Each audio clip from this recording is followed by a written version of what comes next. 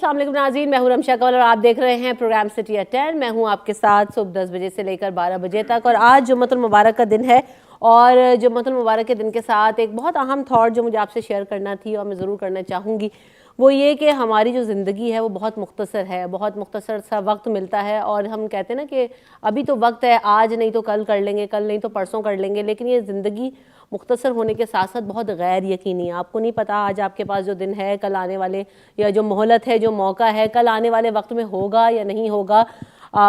ہم بہت عرصے سے دیکھ رہے ہیں کہ ہمارے جو بہت سارے قریبی ساتھی ہیں، ہمارے کولیگز ہیں، ہمارے ساتھ کام کرنے والے لوگ ہیں، رشتہ دار ہیں، وہ جب بچھڑتے جاتے ہیں جاتے جاتے ہیں تو ہمیں احساس ہوتا ہے کہ ہاتھ میں کچھ بھی نہیں ہے، وقت جو ہے وہ پانی کی طرح یا ہاتھ سے ریت کی طرح جاتا جا رہا ہے، اسے تھامنا ہے۔ لیکن ان تمام چیزوں میں جو ہماری زندگی چل رہی ہوتی ہے، ہم بہت ساری چیزوں میں اپنے لیے تو بہت کچھ کر رہے ہوتے ہیں، لیکن ہمیں اس چیز کا احساس کرنا بہت زیادہ ضروری ہے کہ اپنے ساتھ ساتھ اپنے جو ارد گرد لوگ ہیں، اپنے جاننے والے ہیں، اپنے عزیز اور اقارب ہیں، رشتہ دار ہیں، ان سب کا خیال ضرور کریں، ان سے کنیکٹ ضرور رہیں، کیونکہ یہ جو دور ہے، جو وقت ہے، یہ بہت مشکل وقت ہے، بہت مشکل دور ہے۔ اگر اس میں ایک دوسرے کو صرف سپورٹ ہی کر لیں، ایک دوسرے کا ہاتھ ہی تھام لیں، تو کسی کے لیے شاید کوئی تسلی ہو جائے، کسی کو کوئی موٹیویشن مل جائے، کسی کو آپ کی پازیٹیو بات، کسی کو آپ کی پازیٹیو شخصیت سے کچھ اچھا اور پازیٹیو سیکھنے اور زندگی میں شامل کرنے کو مل جائے تو کیا ہی بات ہو۔ تو آج جمعے کا دن ہے، تو آج سے اپنی زندگیوں میں اس کو کرنے کی کوشش کیجئے۔ جو وقت اللہ تعالیٰ نے دیا ہے اسے پروڈکٹیو بنائیے، اسے اچھا بنائیے، اسے خاص بنائیے، اسے اپنے ارد گرد گھر والوں کے لیے، لوگوں کے لیے، محلے والوں کے لیے، ان کے لیے فیسلٹی پرووائڈ کریں، ان کے لیے اچھا کرنے کی کوشش کریں۔ اسی بات کے ساتھ شو کا آغاز کریں گے، اور آج میرے پاس کچھ خبریں ہیں، جن میں سے کچھ خبریں تو میں دوں گی، لیکن ہمارے ساتھ جو ہے فہیم صدیقی صاحب بھی موجود ہیں۔ کہنے لگے ہوسٹ آئی نہیں تو میں آج جو ہے نا انٹرو کروں گا، تو باقی خبریں آپ کو فہیم صدیقی صاحب جو ہے وہ سنائیں گے۔ لیکن آپ نے مجھے کرنے ہی نہیں دیا، اب میں کیا سناؤں گا؟ خبریں آپ نے ساری پڑھ دی، اور آپ نے تو ماشاءاللہ میں نے کہاں کر دی، اور آپ نے تو ماشاءاللہ آج کا آغاز ایسا کیا ہے کہ مجھے جو ہے وہ ڈر لگنے لگا ہے یار۔ ابھی آپ بچھڑ نہ جائیں مجھ سے جلدی سے۔ نہیں میں نہیں بچھاڑی ابھی، پتہ جلدی تو نہیں جائیں گے نیور نو ون ہے فہیم بھائی، جانتا تو کوئی بھی کسی کے بارے میں نہیں ہے، لیکن اچھا گمان رکھنا چاہیے کہ ہماری جان چھوٹے گی تو اللہ یہ تو مجھے ایسا لگ رہا ہے اس کرسی پہ براجمان ہونے کے لیے نا، وہ کہتے نہیں وہ کون سا ڈائلاگ ہے فلم کا جس میں ایک شخص کو ملانے کے لیے، کیا ہے وہ خورشید بھائی؟ پوری دنیا کی طاقت، یہ وہ مجھے یاد نہیں رہتا۔ ارے یار تم چھوڑ دو نا، لگ جاتے تو یہ والا چکر ہو گیا ہے۔ کوشش کی ہے چلنے کی، کوئی مسئلہ نہیں ہے۔ دیکھو میں نے 10 سال اسکرین کی ہے، مجھے کوئی ضرورت نہیں ہے اسکرین کو، 10 سال ہو گئے مجھے چھوڑے ہوئے، اپنی مرضی سے چھوڑیے۔ نہیں اسکرین کا ایشو، آپ کو یہاں کوئی چاہیے نا فیسیلیٹیٹر، کوئی اچھا سا آپ کو لگے، میں تو آپ کو تنگ ہی کرتی رہتی ہوں۔ نہیں آپ تنگ نہیں کرتی ہیں، آپ بہت اچھی ہیں اور ماشاءاللہ، اور ایسی کوئی بات نہیں ہے۔ میں یہ باتیں مذاق میں بھی میرا خیال ہے نہیں کہنی چاہیے۔ اللہ سب کو جو ہے وہ اپنے حفظ و امان میں رکھے اور ایمان کے ساتھ خاتمہ بالخیر کرے۔ یہ پکڑے ذرا آپ، یہ 3 خبریں میں کروں گی، 3 خبریں آپ کریں گے، اور ساتھ ساتھ خورشید رحمانی صاحب بھی ہمارے ساتھ موجود ہیں۔ اور آج جو ہے نا وہ خورشید بھائی اتنا ماشاءاللہ کیوٹ تیار ہو کر آئے، میں خود اتنا اچھا تیار ہو کر آئی ہوں، تو ہم لوگ میچنگ بھی مجھے تعریف آپ کر دیتے تو مجھے نہ کرنی پڑتی نا کوئی، میری بھی میں آئی تو میں نے آپ لوگوں کی تعریف کی، آپ لوگوں کو بھی حق بنتا ہے اتنا مطلب محنت سے تیار ہو کر آئے، کوئی ایک جھوٹے وہ بھی نہیں کہتا اچھے لگ رہے ہیں۔ آج جو ہے انہیں یہاں سے اٹھتے کے ساتھ ہی آج انہوں نے یہاں سے اٹھتے کے ساتھ ہی جو ہے ایک عدد شادی میں جانا ہے دوپہر کی، اس لیے شادی کی تقریب کے لیے تیار ہو کر آئی ہیں۔ میرا جو ہے جوڑا ہی وصول ہو جاتا۔ تو خورشید رحمانی صاحب بھی ہمارے ساتھ موجود ہیں، ان کو بھی ویلکم کرتے ہیں شو میں۔ اور جو ٹاپ سٹوریز ہیں آج کی، کچھ میں ان پر نظر ڈالوں گی، کچھ جو ہے وہ فہیم بھائی آپ کو سنائیں گے۔ کراچی میں سندھ پریمیئر لیگ کے پہلے ایڈیشن کا آغاز ہو گیا، کل ہم نے دیکھا بڑی اچھی افتتاحی تقریب ہوئی اور قومی ترانے سے اس کا آغاز ہوا۔ آصفہ بھٹو زرداری صاحبہ نے بھی اس تقریب میں شرکت کی، اور انہوں نے کہا کہ سندھ میں کتنا ٹیلنٹ ہے، ہم اس پریمیئر لیگ کے ذریعے پورٹرے کریں گے، بتائیں گے، اور انہوں نے کہا کہ ہماری کاش سیاست میں بھی ایسی اسپورٹس مین اسپرٹ ہوتی جیسی نوجوانوں میں ہے۔ واہ بھائی واہ، کیا بات کر دی! اس کو تو بات کرنا جو ہے نا وہ بالکل ڈسکس کریں گے آج ہم، کہ یہ جو بات کی گئی ہے کیا اس کو کیری فارورڈ کرے گی آصفہ بھٹو زرداری صاحب اور بلاول بھٹو زرداری صاحب کی جو لیگیسی ہے، اگر واقعی اس کو کر لیں۔ بدل دی آصفہ بھٹو زرداری صاحب، او صاحبہ زرداری صاحب نہ ہوگی نا، اتنا بول کے عادت ہے۔ اچھا جی، اس کے علاوہ قیدیوں کی جیل سے، یہ تو آپ کو کرنی چاہیے تھی، پکڑیں یہ میں نہیں کروں گی۔ ملک میں پیاز کی بڑھتی قیمتوں کی وجہ جو ہے وہ سامنے آ گئی ہے۔ ذرائع وزارت پیداوار نے بتایا کہ ملک میں پیاز کی قیمت بڑھنے کی وجہ سے جو ہے وہ یہ ہے کہ 6 لاکھ ٹن پیاز جو ہے وہ برآمد کی گئی ہے. مجھے تو سمجھ نہیں آتا کہ آپ ایگریکلچرل کنٹری ہیں, آپ جی ٹماٹر بھی منگا رہے ہوتے ہیں اکثر, آپ کبھی پیاز منگا رہے ہوتے ہیں, کبھی کچھ منگا رہے ہوتے ہیں, تو اس کی وجہ سے قیمتیں بہت زیادہ جو ہے نا وہ بڑھ جاتی ہیں. اچھا, ایکسپورٹرز یہ کہہ رہے ہیں کہ ایکسپورٹ کرنے سے جو ہے وہ پیاز کی قیمت میں اضافے کا کوئی تعلق نہیں ہے. میڈیا پر خبر چلی کہ ایکسپورٹ کی وجہ سے پیاز مہنگی ہو گئی, ایسا کچھ بھی نہیں ہے. تو کیا ہے اس کا معاملہ, اس کو جاننے کی کوشش کریں گے آج ہم, اس کو بھی ذرا دیکھیں گے. پیاز کی قیمت جو ہے نا وہ میرے خیال سے 300 روپے سے اب پہنچ گئی ہے, کچھ علاقوں میں 250 روپے سے زیادہ جو ہے وہ فروخت کی جا رہی ہے, تو اس پر بھی بات کریں گے. باقی خبریں فہیم صدیقی صاحب آپ کو دیں گے, سنائیں. جی, انہوں نے جو خبریں سنائی اس کے مقابلے میں جو پہلی پاس ہے وہ بڑی پازیٹیو خبر ہے, اور وہ یہ ہے کہ سندھ ہائی کورٹ نے جو ہے اپنا کیس فلو مینجمنٹ سسٹم جو ہے اس کو بہت زیادہ انہانس کر دیا, انٹیگریٹ کر دیا مختلف اداروں کے ساتھ, جس میں سب سے اہم بات یہ ہے کہ اب جو ہے قیدیوں کی جیل سے رہائی کا حکم بھی جو ہے وہ اب آن لائن ہوگا. یعنی اب یہ نہیں ہوگا کہ آپ جب آپ کا اگر کوئی پیارا یا آپ کا کوئی دوست جو ہے اگر خدا نخواستہ کسی کیس میں گرفتار ہو گیا اور اس کی جیل سے رہائی ہو رہی ہے, باعزت بری ہو رہا ہے, تو اب آپ کو مزید پیسے کھلانے کی ضرورت نہیں ہے. عدالت کے حکم پر جو ہے وہ باقاعدہ طور پر جو ہے سندھ ہائی کورٹ کے حکم پر باقاعدہ طور پر ایک آن لائن سسٹم بنا دیا گیا ہے. اس میں ریلیز آرڈر بھی شامل ہے. تمام سیشن ججز کو یہ آرڈر کر دیا گیا ہے کہ ریلیز آرڈر اب آن لائن جاری ہونا چاہیے, اور یہ آرڈر کیا ہے ممبر انسپیکشن ٹیم صدف کھوکر نے اس کا نوٹیفیکیشن جاری کیا ہے. اس کے بعد جو ہے بیسیکلی جو ہونا یہ ہے کہ عدالتی حکم کے باوجود قیدیوں کی رہائی میں جو تاخیر ہو جاتی تھی اس پر قابو پانے میں مدد ملے گی. اور دوسری بڑی بات یہ ہے کہ قیدیوں کی رہائی کے جو جعلی عدالتی حکم ہوا کرتے تھے کہ بھئی آپ کو ایک عدالتی حکم پکڑا دیا گیا کہ جی عدالت سے آپ کے فلاں بندے کی جو ہے ضمانت ہو گئی, اس کے پیسے لے لیے گئے, آپ جب جیل پہنچے تو پتہ چلا وہ تو آرڈر ہی جعلی ہے. تو یہ ایک بڑا اس کے اوپر جو ہے وہ اچھا ہوگا. دوسری خبر بھی بڑے مزے کی ہے کہ ہمارے یہاں کیسے جو ہے خبریں آ گئی آپ کے پاس. بس وہ میں ایک چینل میں کام کرتا ہوں نا, تو وہاں پہ عام طور پہ خبریں آتی رہتی ہیں, تو نیوز چینل ہے وہ. اچھا, واہ بھائی.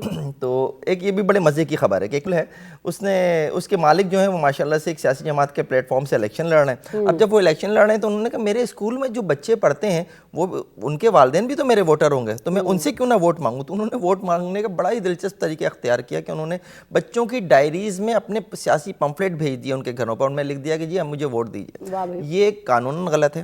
کسی بھی تعلیمی ادارے میں سیاسی سرگرمی اور خاص طور پہ اسکول کے لیول پہ سیاسی سرگرمی کی اجازت نہیں ہے. تو یہ معاملہ جو ہے سٹی 21 جو ہے وہ سامنے لایا تھا. اس کے بعد جو ہے ڈائریکٹر پرائیویٹ اسکولز کی جانب سے یہ کہا گیا ہے کہ انہوں نے ان کے علم میں ضرور آیا ہے سوشل میڈیا کے ذریعے, لیکن چونکہ اب تک کوئی شکایت نہیں آئی ہے تو اس لیے کارروائی نہیں کی ہے انہوں نے. لیکن وہ کارروائی کر سکتے ہیں, اس کا ان کے پاس اختیار ہے. یہ نہیں ہونا چاہیے. دیکھیں آپ بچوں کو سیاسی نہ بنائیں, بچوں کو غیر سیاسی ہی رہنے دیجیے. ہمارے یہاں ہمیشہ سے کہا جاتا ہے کہ بچوں کو غیر سیاسی ہونا چاہیے, لیکن وہ سیاست میں پھر بھی بس باقی خبریں تجزیہ بھی کر گئے ساتھ ساتھ. بھائی رک جائیں, پاز کریں, ٹائم کم ہے ہمارے پاس. ارے آپ کے پاس ٹائم کیوں کم ہوتا ہے, یہ سمجھ میں نہیں آتا. آپ نے تو تجزیہ بھی دے دیا فہیم بھائی ساتھ ساتھ. یہ جو بچوں سے ریلیٹڈ خبر آئی ہے خوشی صاحب, اس میں ہم یہ دیکھ رہے ہیں کہ یہ جو پہلے تو ہم دیکھ رہے ہوتے ہیں کہ سرکاری اسکولوں کو سرکاری وسائل کس طرح سے استعمال کی جاتے ہیں, سرکاری گاڑیاں, یہ جو پمفلٹ والا چکر ہے تو عجیب ہی معاملہ نکلا ہے. بس وہ سستی شہرت ہے, اور الیکشن کمپین پہ بجائے الیکٹرانک میڈیا اور پرنٹ میڈیا میں اشتہارات دینے کے بجائے وہ جو ان کی اپنی ملکیت ہے اسکول, تو اس میں انہوں نے سوچا کہ یار فوری طور پر جو ہے وہ میرے جو اسکول میں پڑھنے والے بچے ہیں ان کے والدین سے یہ ریکویسٹ کی جائے کہ کم وقت میں زیادہ پیغام جو ہے وہ دیا جائے. تو انہوں نے پیمفلیٹ جو ہے وہ اسکول میں بچوں کے ذریعے جو ہے وہ بھجوا دیا اسکول میں. ہاں, پیغام سیاست انہوں نے بھجوا دیا. اب بچے اور ان کے پیرنٹس مجبور ہوں گے, میں سمجھتا ہوں کہ یار ہمارے بچے اسکول میں پڑھتے ہیں تو ہو سکتا ہے یہ ووٹ نہ دینے پر یا انکار کرنے پر کوئی پنشمنٹ ہو کسی قسم کی, غیر محسوس انداز میں ان کو پنش کیا جائے بچوں کو. تو ایسا ہونا نہیں چاہیے تھا. ویسے اگر ان کو الیکشن کیمپین چلانی ہے تو ان کے پیرنٹس سے ویسی وربلی جا کے ریکویسٹ کرتے تو بچوں کو اس میں انوالو جو ہے وہ, اب بچے ذہنی طور پر اس تناؤ کا شکار ہوں گے. اگر ہمارے پیرنٹس نے ان کو ووٹ نہیں دیے تو ممکن ہے ہمارے مارکس کم ہو جائیں, ممکن ہے کوئی ٹیچر ہمیں کو پنش کرے یا کوئی ہمیں گریس مارکس نہ ملیں. تو اس طرح کی کوئی صورتحال ہو سکتی ہے. بچوں کے ذہن میں یہ ایسا خوف میں سمجھتا ہوں ہوگا. اچھا, یہ جو ہم سیاست کی بات کر رہے ہیں, سیاسی موومنٹس کی بات کر رہے ہیں, جیسے میں نے کہا کہ آصفہ بھٹو صاحبہ نے بھی کل جو ہے وہ خطاب کیا اور انہوں نے کہا کہ سیاست میں بھی ایسی اسپورٹس مین اسپرٹ ہونی چاہیے جیسی ہمارے نوجوانوں میں ہے. بھائی واہ, بھائی واہ, اتنا ہی کامنٹ بنتا ہے اس پہ. دیکھیں مسئلہ یہ ہے کہ جو سیاست کا جو میدان ہے نا وہ واقعی ایک کھیل کا میدان ہوتا ہے. اب سیاست میں جس طرح کے کھیل کھیلتے ہیں اس میں اسپورٹ مین اسپرٹ کا ہونا بہت زیادہ ضروری ہے. لیکن ہم نے یہی دیکھا ہے کہ کوئی بھی ایک سیاسی جماعت جب وہ اپوزیشن میں ہوتی ہے تو چلا رہی ہوتی ہے کہ ہمارے ساتھ جو ہے وہ زیادتی ہو رہی ہے, لیکن وہ جب خود حکومت کا حصہ بنتی ہے تو وہ اسپورٹ میں اسپرٹ ختم ہو جاتی ہے. پھر آپ جو ہے اپوزیشن میں جو جماعت چلی جاتی ہے آپ اس کو نشانہ بناتے ہیں. اصل میں کیا ہونا ہے, اس ملک کی ترقی کی جانب کسی کا خیال نہیں ہوتا. اپنے سیاسی مخالفین کو آپ نے نقصان پہنچانا ہے, جتنا آپ نقصان پہنچا سکتے ہیں, جس طریقے سے پہنچا سکتے ہیں وہ پہنچاتے ہیں. ہمارے یہاں نیب ایک ٹول کے طور پر استعمال ہوتی ہے, پولیس ہمارے یہاں ایک ٹول کے طور پر استعمال ہوتی ہے. اور میں کیا بتاؤں کہ ہمارے یہاں سیاستدانوں کے خلاف سائیکل چوری کے مقدمات بن چکے ہیں, بھینس چوری کے مقدمات بن چکے ہیں. تو پھر ہنسی آتی ہے. بھئی کم از کم اگر آپ نے کھیلنا ہے تو کھل کے کھیلیں, اچھے میدان میں کھیلیں. آصفہ بھٹو صاحبہ صحیح فرما رہی ہیں کہ جناب سیاست کے میدان میں ہونی چاہیے, لیکن وہ شاید اس لیے بھی کہہ رہی ہیں کہ سب سے اگر اس وقت ہمیں ملک کی ایگریو پارٹی نظر آتی ہے تو انہی کی پارٹی نظر آتی ہے کہ ان کے جو نانا وہ جو ہیں باقاعدہ طور پر جو ہے وہ ایک عدالتی حکم پر پھانسی چڑھا دیے گئے. ان کی والدہ وہ جو ہیں ایک بم دھماکے میں ایک دہشت گردی کا شکار ہو گئیں. ان کے ماموں 2 ماموں جو ہیں وہ قتل کر دیے گئے, ایک پولیس مقابلے میں ایک زہر دے کر. تو سیاسی میدان میں اگر ہمیں سب سے زیادہ ایگریو پارٹی کوئی نظر آتی ہے تو وہی ہے. تو ان کے حساب سے تو ان کے منہ سے تو یہ باتیں مجھے سن کر اچھا لگ رہا ہے, لیکن میں ساتھ یہ دعا بھی کرتا ہوں کہ اب جب بھی پیپلز پارٹی اقتدار میں آئے تو وہ سیاست کے میدان میں سپورٹس مین اسپرٹ کا مظاہرہ کریں. بالکل ایسا ہی ہے. اور اب اگر ایسا ہو جائے تو میرا نہیں خیال کہ سیاسی جو ماحول ہے وہ بہت بہتر ہو جائے گا, ملک کے حالات بہت بہتر ہو جائیں گے. ابھی ہماری جو سب سے زیادہ, جیسے فہیم بھائی نے بھی کہا, فوکس صرف یہی ہوتا ہے کہ کس کی ٹانگ کب کھینچنی ہے, کس خاندان کرنے. اچھا ہوتا یہ ہے کہ اتنے ورس اسٹیٹمنٹس دے دیتے ہیں, اور جب یہ الیکشن یا جوڑ توڑ کی سیاست یا سینٹ الیکشن ہم دیکھ رہے ہوتے ہیں تو سب بھول کے آپس میں ساتھ بیٹھے ہوتے ہیں. تو بھائی آپ ایسا کرتے ہی کیوں ہیں؟ آپ ٹیکنیکل فیکٹس اینڈ فگرز پہ بات کریں اینڈ دین اس کو فنش کریں. اتنی ذاتیات پر اتر آتے ہیں, لوگوں کی شادیوں پر اتر آتے ہیں, بیویوں پر اتر آتے ہیں. مطلب یہ کون سی اخلاقیات کی سیاست ہے جو اب ہمارے یہاں ٹرینڈ بنتا جا رہا ہے؟ دیکھیے رمشا, گزشتہ روز بھی لاہور میں اور دیگر ملک کے شہروں میں جو جلسے ہو رہے ہیں نا, سیاسی قائدین ایک دوسرے کے مخالف جو ہے وہ اس طرح کا لب و لہجہ استعمال کر رہے ہیں کہ میں تمہیں گلیوں میں گھسیٹوں گا, میں تمہیں روڈوں پہ گھسیٹوں گا. تو مطلب یہ جو اس طرح کی جو لب و لہجہ ہے, یہ عام جو جو گلی محلے کی سطح پر جو لوگ ہیں, جو سیاسی ورگ ہیں, خواہ وہ کسی بھی جماعت کے ہوں, تو ان کے درمیان جو ہے نا اس طرح کا ماحول پیدا ہوتا ہے کہ کشیدگی بڑھتی چلی جاتی ہے. اور سیاست تو آپ سکھاتے ہیں, کوئی ڈیلیور کرتے ہیں, کوئی بات ڈیلیور کرتے ہیں, کوئی اپنا پیغام ڈیلیور کرتے ہیں. میں آپ کو ماضی کا ایک قصہ یاد دلاؤں کہ پی ٹی وی کا ایک واقعہ ہے, جو اے این پی کے سربراہ اسفندیار ولی, ان کے صاحبزادے. تو اسفندیار ولی جب پی ٹی وی کے ایک شو میں آئے تو مین گیٹ پر جب پہنچے تو اے پی نے کہا کہ آپ آ جائیے اندر, آپ کا پروگرام شروع ہونے والا ہے. انہوں نے کہا کہ مجھے یہ بتاؤ کہ میرے ساتھ گیسٹ کون بیٹھے گا.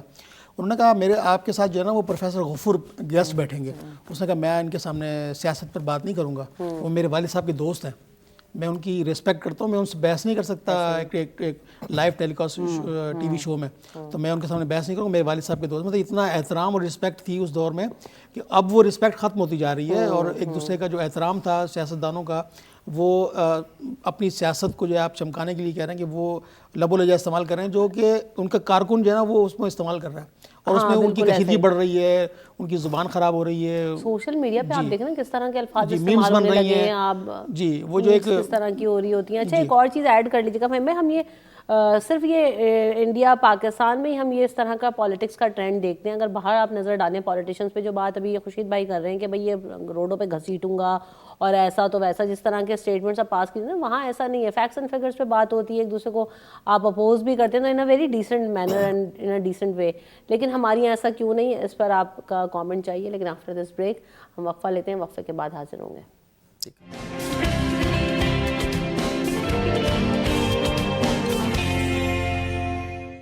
کیا تحفظات ہیں آپ کے, کہیں کیا شکوہ ہے آپ کو؟ دیکھیں یہاں پہ اس وقت بات ہو رہی تھی تھوڑی فریمنگ کی, تو یہ کہا جا رہا تھا کہ جی آپ کا فریم جو ہے وہ تھوڑا سا ڈاؤن ہے تو نیچے آپ کوشن رکھ لیں. میں نے کہا ٹھیک ہے. اچھا میرا والا کوشن بھی فہیم بھائی کو دے دیا ہے. ان کے لیے بھی یہی بات ہو رہی تھی, تو کیمرہ مین نے کہا کہ جی آپ کی ہائٹ اچھی ہے, تو میں کیا کوئی بونا ہوں جو میرے نیچے آپ نے رکھ دیا؟ بھائی مجھے تو اتنا انڈر ایسٹیمیٹ کیا ہوا لوگوں نے کہ کوشن ہی ابھی ملا ہے, مطلب میرے پاس تو کوشن ہی نہیں تھا. یہ ہو رہا ہے میرے ساتھ شجاع تمہاری موجودگی میں, تم کسی چیز کا خیال نہیں کرتے, بولتا بھی نہیں ہے کچھ نا, خاموش گڈا بن کے بیٹھتے سنتا رہتا.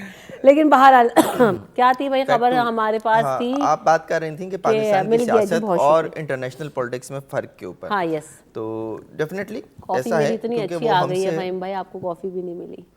کوئی بات نہیں, یہ پروگرام ہوتے رہیں گے, اور یہاں پہ میں کافی بند کرا دوں گا جا کے کہ یہاں آئندہ کافی سرو نہ کی جائے. لیکن خیر آن دا ریکارڈ ہے, اگر ایسا ہوگا تو میں آپ لوگوں سے پرائیویٹلی ویڈیو بنا کے شیئر کروں گی. چلیں back to international politics and Pakistan politics. دیکھیں پاکستانی پالیٹکس میں ہم پھر ایک دوسرے سے کافی چھین لیتے ہیں, لیکن اگر ہم انٹرنیشنل پالیٹکس میں جائیں تو ہمیں تھوڑا سا فرق نظر آتا ہے. اور وہ فرق ڈیفینیٹلی یہی ہے کہ وہ اگر ہم دیکھیں تو وہ قومیں جو ہیں وہ اب ترقی یافتہ قوموں میں شمار ہوتی ہیں، تو ان کے یہاں بہت سی چیزیں جو ہیں وہ اخلاقیات کے لیول کے اوپر جو ہے وہ ڈیسائیڈ کی جاتی ہیں. ہم ٹرمپ کو ایک طرف چھوڑ کے، ٹرمپ کا ذکر ایک طرف رکھ کر، اگر ہم اوور آل دیگر ممالک کو، خاص طور پہ یورپ کی یا امریکہ کی سیاست کو دیکھیں تو وہاں ہمیں یہ والی چیزیں نظر نہیں آئیں گی کہ ایک دوسرے کا پیر کھینچا جا رہا ہے، ایک دوسرے کے خلاف جو ہے وہ ایسے بیانات دیے جا رہے ہیں کہ ان کی فیملیز کو اس میں جو ہے انوالو کیا جائے. تو یہ چیزیں اور ٹرمپ نے بھی ایسا کیا تو اس کو پسند نہیں کیا گیا وہاں پر نا، اتنا کوئی اپریشیٹ نہیں کیا گیا. آپ دیکھ لیجئے نا کہ اس کے بعد کیا ہوا اس کے ساتھ، اور کتنے قسم کے مقدمات کا اس وقت وہ شخص سامنا کر رہا ہے. تو یہ ایکسیپشنز ہیں اور وہ ہو سکتی ہیں، اور ہم اگر اوور آل تاریخ اٹھا کر دیکھیں تو ہمیں کہیں نہ کہیں ملے. لیکن ہمارے یہاں جو ہے نا وہ صورتحال تھوڑی سی ڈفرینٹ رہی ہے. ماضی کی بھی اگر ہم بات کریں تو مجھے افسوس ہوتا ہے جب میں پاکستان کی تاریخ پڑھتا ہوں، میں 1965 کو دیکھتا ہوں، تو میں دیکھتا ہوں کہ جناب جب ایوب خان کے خلاف جو ہے وہ محترمہ فاطمہ جناح الیکشن لڑ رہی تھیں، تو جو ان کا انتخابی نشان تھا لالٹین، اور وہ جو ان کا سفید دوپٹہ تھا وہ ایک کتیا کے گلے میں ڈال کر جو ہے وہ گھمایا گیا تھا. تو اس طرح کی چیزیں ہمارے یہاں ماضی میں بھی ہوئی ہیں. یا ذوالفقار علی بھٹو کے ساتھ جو کچھ ہوا وہ کسی کو بھی بتانے کی ضرورت نہیں ہے. یا ایون جو یہ ہمارے پرویز الہی صاحب ہیں، ان کے جو والد صاحب تھے، ان کے خلاف جس نوعیت کے مقدمات بنتے رہے ماضی میں، وہ سب کو پتہ ہے. تو یہ سب چیزیں جو ہیں پاکستانی سیاست میں ہوتی آئی ہیں، لیکن اب کاش کہ ایسا ہو کہ یہ سلسلہ رک جائے. آج بھی بہت ہی اچھا ہو کہ اگر یہ آسفا جو بات کہہ رہی ہیں، کیونکہ آگے اب جو ہے اب آپ اس کو فارچونیٹلی کہیں یا انفارچونیٹلی کہیں، یہی 2-4 فیملیز ہیں جن کے لوگ آتے ہیں اور انہی کی لیگیسی چل رہی ہے. ہم تو پاکستان میں ایسے ہی دیکھ رہے ہیں. تو اگر اس کو یہ چینج کریں اور یہ نوجوانوں کی سیاست میں ہمیں اس میں چینج نظر آئے تو بہت اچھا اور بہتر ہو جائے گا. ڈیفینیٹلی نوجوانوں کو آگے آنا، نوجوان اس لیے بھی اس وقت امپورٹنٹ ہیں کہ جب 2017 کی مردم شماری ہوئی تھی تو اس کا جو رزلٹ آتے آتے، اس کے فیگرز آتے آتے 2018 میں پی ٹی آئی کی گورنمنٹ آ گئی تھی. اس گورنمنٹ میں جب وہ سینسس کا رزلٹ ہمارے سامنے آیا تھا تو وہ یہ بتاتا تھا کہ 2023 کے الیکشن تک، یعنی اس وقت 14 سال سے لے کر 18 سال تک کے نوجوانوں کی تعداد، 17 سال تک کے نوجوانوں کی تعداد جو تھی وہ 3.25 کروڑ بنتی تھی، جو 2023 کے الیکشن میں ووٹ ڈالنے کے اہل تھے، یعنی میں اور آپ. تو اس وقت جو ہے میں نے نا اسمائل کر کے روک لیا تھا، میں کچھ کہتی ہوں، کر لیں فہیم بھائی ذرا بات پوری. تو یہ جو 3.25 کروڑ لوگ ہیں نا، یہ ہے اصل میں فیصلہ کن ووٹ. یہ ووٹ جس طرف جائے گا وہ گورنمنٹ بنائے گا. بہت آسان اور سادی سی بات ہے. اب آپ نے نوجوانوں کے تک جانا ہے. نوجوانوں تک جانے کے لیے اس وقت آپ نے دیکھ لیا کہ اس وقت کیا کوششیں ہو رہی ہیں، مختلف جگہوں پر جو ہے وہ نوجوانوں سے ملاقاتیں کی جا رہی ہیں. میرے نزدیک جو ہے وہ امپورٹنٹ یہی ہے کہ نوجوان اس دن نکلیں جب وہ 3.25 کروڑ کی تعداد میں ہیں اور وہ سمجھتے ہیں کہ ان کے ووٹ سے تبدیلی آ سکتی ہے، تو انہیں نکلنا چاہیے، انہیں اپنا ووٹ کاسٹ کرنا چاہیے. اچھا، اب ایک اور چیز یہاں پر ان ڈسکشن ہے، لیکن پہلے یہ کہ جو جس نوجوان کو جو آپ کے برابر میں بیٹھا ہے اس کا تو آپ نے بالکل ہی دولہا کنسیڈر کر دیا ہے، خود ہی بولتے رہیں گے. میں کوشش کروں گا کہ یہ بولیں لیکن ٹوپی اتار کے. ہاں وہ بالکل ہی نا خوشی میں دولہا بنایا ہے ہمارے نوجوان کو آپ نے. اچھا انہوں نے یوں بھی نہیں رکھا نا، آپ نے رومال بھی نہیں رکھا. رومال نہیں رکھا ہوا نا. شادی کی ویڈیو تو لائیں ذرا، کسی دن چلائیں ادھر. میری شادی کا ایک قصہ بڑا عجیب ہے کہ جس ابھی دن رک جائے شادی تھی نا اس کے اگلے دن پہنچا تھا میں بارات لے کے رات کے 1 بجے. سچ میں؟ کہاں تھے آپ؟ ہاں یہ اچھا سوال تو آپ ہے، ویسے پہلے ہی ان سے بہت بات کر لیں ورنہ پھر آپ کہیں گے کہ میں ساری یہ میں آپ سے باتیں. بریک میں پوچھوں گی نا ذرا کہاں گئے تھے. اچھا دوسری بات یہ کہ یہ جو بات فہیم بھائی کر رہے ہیں نا نوجوانوں والی، نوجوان جو ہے نا اس وقت موٹیویشن ڈھونڈ رہے ہیں، مایوس بہت ہیں، کیونکہ جو پچھلے 2 ادوار میں الیکشنز میں سیاستدانوں کے ساتھ یا اس ملک کے حالات کے ساتھ، اکانومی کے ساتھ اور بے روزگاری میں اضافے کے بعد ہوا ہے، تو بہت زیادہ جو ہے نا وہ ایک مایوسی پھیل گئی، جس کی وجہ سے لوگ یہ کہتے ہیں کہ بس یہاں سے بھاگو. اب یہاں سے بھاگنا جب ان کا فوکس ہوگا تو وہ اس ملک میں کسی طرح کا کوئی کنٹریبیوشن چاہتے نہیں. ہاں ایسے بہت سارے ینگسٹرز بھی ہیں جو آتے ہیں، کر بھی رہے ہیں، سرو کر رہے ہیں، لیکن وہی والی بات ہے کہ آٹے میں نمک کے برابر ہے. تو ان کو چاہیے کوئی ایسی بات، کوئی ایسا شخص، کوئی ایسا فیس جو ان کو موبلائز کرے. جیسے ہم نے عمران خان کے وقت میں دیکھا کہ 2018 میں ایک نیا فیس تھے، انہوں نے یوتھ کو ٹارگٹ کر کے اور واقعی ان کو اپرچونیٹیز دے کے ان کو موبلائز کیا. ابھی وہ نظر آ رہا ہے آپ کو کچھ اس الیکشن میں؟ تو بڑی کمی نظر آ رہی ہے. اس کی بنیادی وجہ میں یہ سمجھتا ہوں کہ ہماری جو یوتھ ہے وہ بنیادی طور پر یونیورسٹی اور کالجز سے جو نوجوان ہمارے نکلتے ہیں ان کی تربیت اس طرح سے نہیں ہو پا رہی کہ وہ ملک کی سیاست میں اپنا حصہ ڈالیں. آپ اس وقت کی جو سیاستدان دیکھیں، اگر ڈاکٹر فاروق ستار کو دیکھیں وہ بھی ایک اسٹوڈنٹ پالیٹکس کے سامنے ابھر آئے ہیں، فیصل سبزواری کو دیکھیں، احسن اقبال کو دیکھیں. تو اس طرح کی جو قیادت ہے وہ اب یونیورسٹیز میں تیار نہیں ہو رہی، اور اگر ہو رہی ہے تو اس کو یوٹیلائز نہیں کیا جا رہا. تو اگر ہماری یوتھ اس طرح اگر سوچے، اس کی کوئی تربیت اس نہج پر کی جائے کہ ان کی جو کوالٹی آف ایجوکیشن ہے یا کوالٹی آف پولیٹکس ان کو بہتر بنانے کے لیے کوئی ایسے اقدامات کیے جائیں کہ یوتھ کو موقع دیا جائے. اچھا آپ نے طلبہ پالیٹکس کی بات کی نا, تو ہمارے یہاں ہم دیکھتے تھے کہ پہلے جو کردار تھا اس میں ایک وہ بھی وہی والی بات تھی کہ پازیٹیو چیزیں سکھائی جاتی تھیں جو طلبہ پالیٹکس میں حصہ بھی ہوتے تھے. اب ہمارے یہاں یونیورسٹیز میں بھی جو جن سیاسی جماعتوں کی طلبہ تنظیمیں ہیں بھی, اس میں بھی ہم دیکھتے ہیں تصادم ہوتے ہوئے صرف ہمیں نظر آ رہے ہوتے ہیں. ابھی بھی پچھلے دنوں کتنا زیادہ کراچی یونیورسٹی میں چلا ہے طلبہ تنظیموں میں تصادم ہوا, کتنے لوگ اس میں زخمی ہوئے. تو پازیٹیو چیزیں ہیں, پازیٹیو کام ہم وہاں اسٹارٹنگ سے روٹ سے نہیں سکھا رہے نا, تو وہ کیسے ہوگا؟ وہ تو پھر آگے جا کے وہ مار دھاڑ کی سیاستی کر رہے ہیں اور آگے بھی وہ چاہیے کہ ہم آنے والے جو ویسٹ کو آپ دیکھیں کہ ان کی ایک پلاننگ ہوتی ہے کہ آئندہ 50 سال میں انہوں نے کیا کرنا ہے. تو ہماری یوتھ کے حوالے سے ہماری جو سیاستدان ہیں وہ اس طرح کی کوئی حکمت عملی اختیار کریں کہ آج کا جو نوجوان ہے اس نے کل ملک کی سیاست میں اپنا حصہ ڈالنا ہے, خواہ وہ کسی جماعت سے اس کا تعلق ہو, لیکن اس کی تیاری اور اس کی تربیت جو ہے وہ آج سے ہی کرنی پڑے گی ہمیں, تاکہ کل ہمیں ایک اچھا سیاستدان مل جائے جس کی تربیت جو ہے وہ اعلیٰ اقدار پر کی جا سکے. بالکل ایسا ہی ہے. لیکن یوتھ کو انسپائر کرنے کے لیے کیا کرنا ہوگا؟ ابھی مجھے تو کوئی سیاسی منشور میں ایسا کچھ نظر نہیں آ رہا. دیکھیں پاکستان میں جو سب سے بڑی جو ہم سیاست کی جب بات کرتے ہیں تو کمی لیڈرشپ کی نظر آتی ہے, اور یہ لیڈرشپ کی کمی جو ہے وہ بنی کیوں, یعنی پیدا کہاں سے ہوئی؟ وہ اس وقت ہوئی جب ضیاء الحق صاحب نے جو ہے وہ اسٹوڈنٹ یونینز پہ پابندی لگا دی. آج ہم اگر چند سیاستدانوں کی جن کے انہوں نے بھی بات کی, میں ایک دو نام لے دیتا ہوں. رضا ربانی ایک پیپلز پارٹی سے, لیکن اسٹوڈنٹ یونین میں ان کا بہت اہم کردار رہا. اسی طرح اگر آپ سعد رفیق کو لے لیجئے, اسٹوڈنٹ پالیٹکس میں ان کا بہت اہم کردار رہا. میں نے 2 جماعتوں کا آپ کو بتا دیا جو اس وقت موجود تھیں. شیخ رشید صاحب, ہاں شیخ رشید صاحب بھی بہت سارے نام ہیں, فیض الحسن جہان صاحب, رضا ہارون صاحب, بہت سارے لوگ ہیں. نہیں رضا ہارون وغیرہ اسٹوڈنٹ پالیٹکس میں ضرور رہے, لیکن اسٹوڈنٹ یونینز میں نہیں رہے. یہ اسٹوڈنٹ یونین کے بعد کی پیداوار ہے. اس لیے میں نے اس دور کی بات کی جب اسٹوڈنٹ یونینز ہوتی تھیں. اسٹوڈنٹ یونینز کیا ہوتی تھیں بیسیکلی؟ تمام طلبہ مل کر جو ہے اپنی ایک باڈی جو ہے وہ تشکیل دیتے تھے, اور اس وقت جو ہے وہ ڈائیلاگز کو بہت اہمیت دی جاتی تھی. آج جو مسئلہ ہے نا وہ یہ ہے کہ آپ ڈائیلاگ نہیں کرتے, آپ ڈنڈے کا استعمال کرتے ہیں, آپ جو ہے نعروں کا استعمال کرتے ہیں ایک دوسرے کے خلاف. تو وہ ڈائیلاگ ہماری سوسائٹی سے ختم ہوتا چلا جا رہا ہے, اور یہی سب سے بڑی وجہ ہے کہ عدم برداشت نہیں رہی ہے.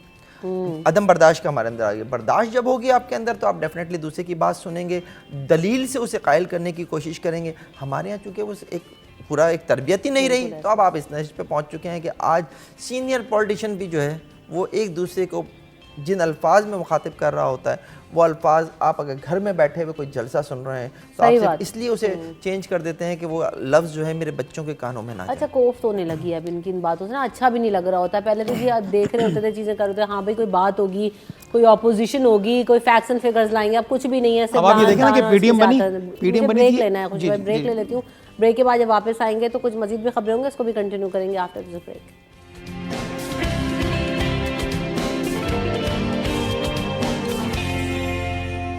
سٹی ایٹ 10 میں آپ کو ایک بار پھر کہیں گے خوش آمدید. اچھا خبریں آپ کے پاس فہیم بھائی اور بھی ہیں, ذرا ان میں سے نظر ڈالیں کہ وہ جو ہمارے پاس یہ طلبہ کا ایشو چل رہا تھا اس سے ریلیٹڈ بھی ایک خبر ہے بڑی امپورٹنٹ. دیکھیں وہ اتفاق سے میرے پاس اس وقت نہیں ہے, لیکن میں سین ٹیکسٹ بک بورڈ کے جو آیا کل وہ کی وہ امپورٹنٹ خبر ہے, انکشاف ہوا نا, لیکن یہ کوئی نئی بات نہیں ہے. سین ٹیکسٹ بک بورڈ میں دھاندلیاں, کرپشن, یہ کوئی پہلی بار ایسی خبر سامنے نہیں آئی. یہ خبر میں پڑھ دیتا ہوں کہ سین ٹیکسٹ بک بورڈ جامشورو میں کروڑوں روپے کے گھپلوں کا انکشاف ہوا ہے, اور اینٹی کرپشن اسٹیبلشمنٹ نے تحقیقات شروع کر دی ہیں. سنگھ ٹیکسٹ بک بورڈ کے افسران سے جو ہے وہ ریکارڈ مانگا گیا, لیکن انہوں نے وہ ریکارڈ دینے سے گریز کر رہے ہیں, جس پر اینٹی کرپشن نے تحقیقات میں مدد کے لیے سیکرٹری ایجوکیشن سندھ کو بھی خط لکھ دیا ہے.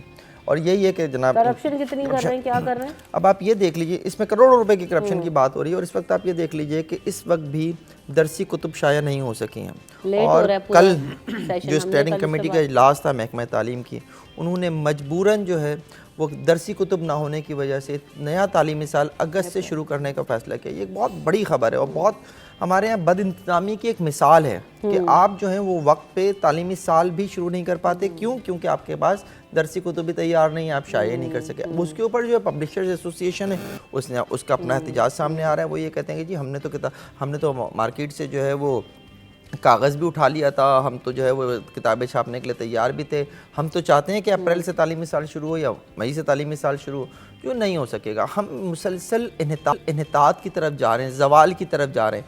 ہمارے ایک دوست ہیں ڈاکٹر کلیم امام صاحب, ان کی کتاب ہے کوتوال نامہ, وہ اس کا نام لگتے ہیں زوال کا عروج. تو مجھے اس لمحے وہ لفظ جو ہے وہ یاد آ گیا کہ ہم زوال کے عروج کی طرف جا رہے ہیں. تو آپ اوورال اٹھا کے دیکھ لیجئے ابھی انٹر بورڈ اور میٹرک بورڈ کے جو مسائل ہیں, میٹرک بورڈ میں بھی کیا ہوا کہ جناب آپ کے پاس ایک مشین ہے جو آنسر شیٹ سے نمبرز جو ہیں وہ ریڈ کرتی ہے.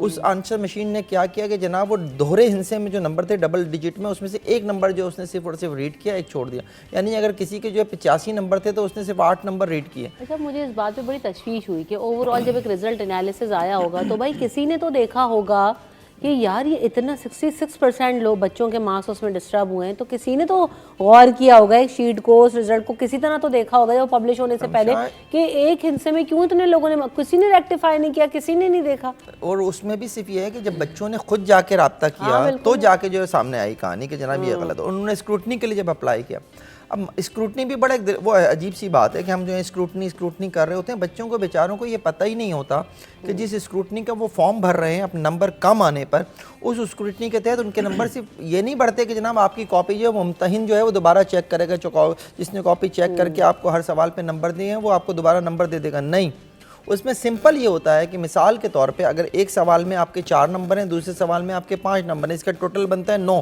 لیکن غلطی سے جو ہے وہ 7 لکھ دیا گیا, تو یہ 2 نمبر اسکروٹنی کی صورت میں آپ کو ملیں گے. آپ کی کاپی ری چیک نہیں ہوگی. بچے اس میں کہ جی میرے نمبر بڑھ جائیں گے, وہ جو اسکروٹنی کے فارم بھر رہے ہوتے ہیں جا کے, اور اس کی فیس بھر رہے ہوتے ہیں, اور وہ اب مزید رقم جو حکومتی خزانے میں آ رہی ہوتی ہے. اچھا, ابھی تو کہا ہے کہ اسکروٹنی میں کوئی چارجز نہ لیے جائیں کیونکہ اتنے بڑے تعداد میں باقی سب سوال بھی یہ پیدا ہوتا ہے جو جائیں. ہاں, اب کیوں ایسے کر دیتے, رک جائیں بھی. بچے بچیاں آپ یقین کریں کہ وہ گھروں میں مایوس ہیں, رو رہے ہیں, اپنے والدین سے شکوہ کر رہے ہیں کہ یہ کون سا سسٹم ہے. 3-4 سال قبل جو ہے وہ یہ پریس کلب پہ احتجاج تھا ٹیچرز کا, ان سے ایجوکیشن کی اسپیلنگ پوچھی گئی مختلف ٹی وی چینلز کے لوگوں نے. آپ یقین کریں ان کو اسپیلنگ نہیں آ رہی تھی, وہ کیا بچوں کی کاپیاں چیک کریں گے. بچوں کا مستقبل داؤ پہ لگا ہوا ہے کہ 70 سے 80% جو ہے بچوں کو فیل کر دیا گیا. کسی کو یہ خیال نہیں ہے کہ ان بچوں کا مستقبل کیا ہوگا, ان بچوں کے ذہنوں پر کیا اثر پڑے گا, یہ والدین سے کیا مطالبہ کر رہے ہیں, یہ سسٹم کے خلاف جائیں گے. ہو گئے جو والدین ہیں, انہوں نے بتایا بچے بات کرنے کو تیار نہیں, بچوں کا رزلٹ خراب آ گیا, ڈپریس ہو گئے. جی, اب اس کے اوپر تو کوئی بات کرنے کو تیار نہیں کہ جو جن اساتذہ کے پاس کاپیز گئی ہیں, آپ ان کا تعلیمی قابلیت کا معیار دیکھیں کہ انہیں ایجوکیشن کی اسپیلنگ نہیں پتہ تھی.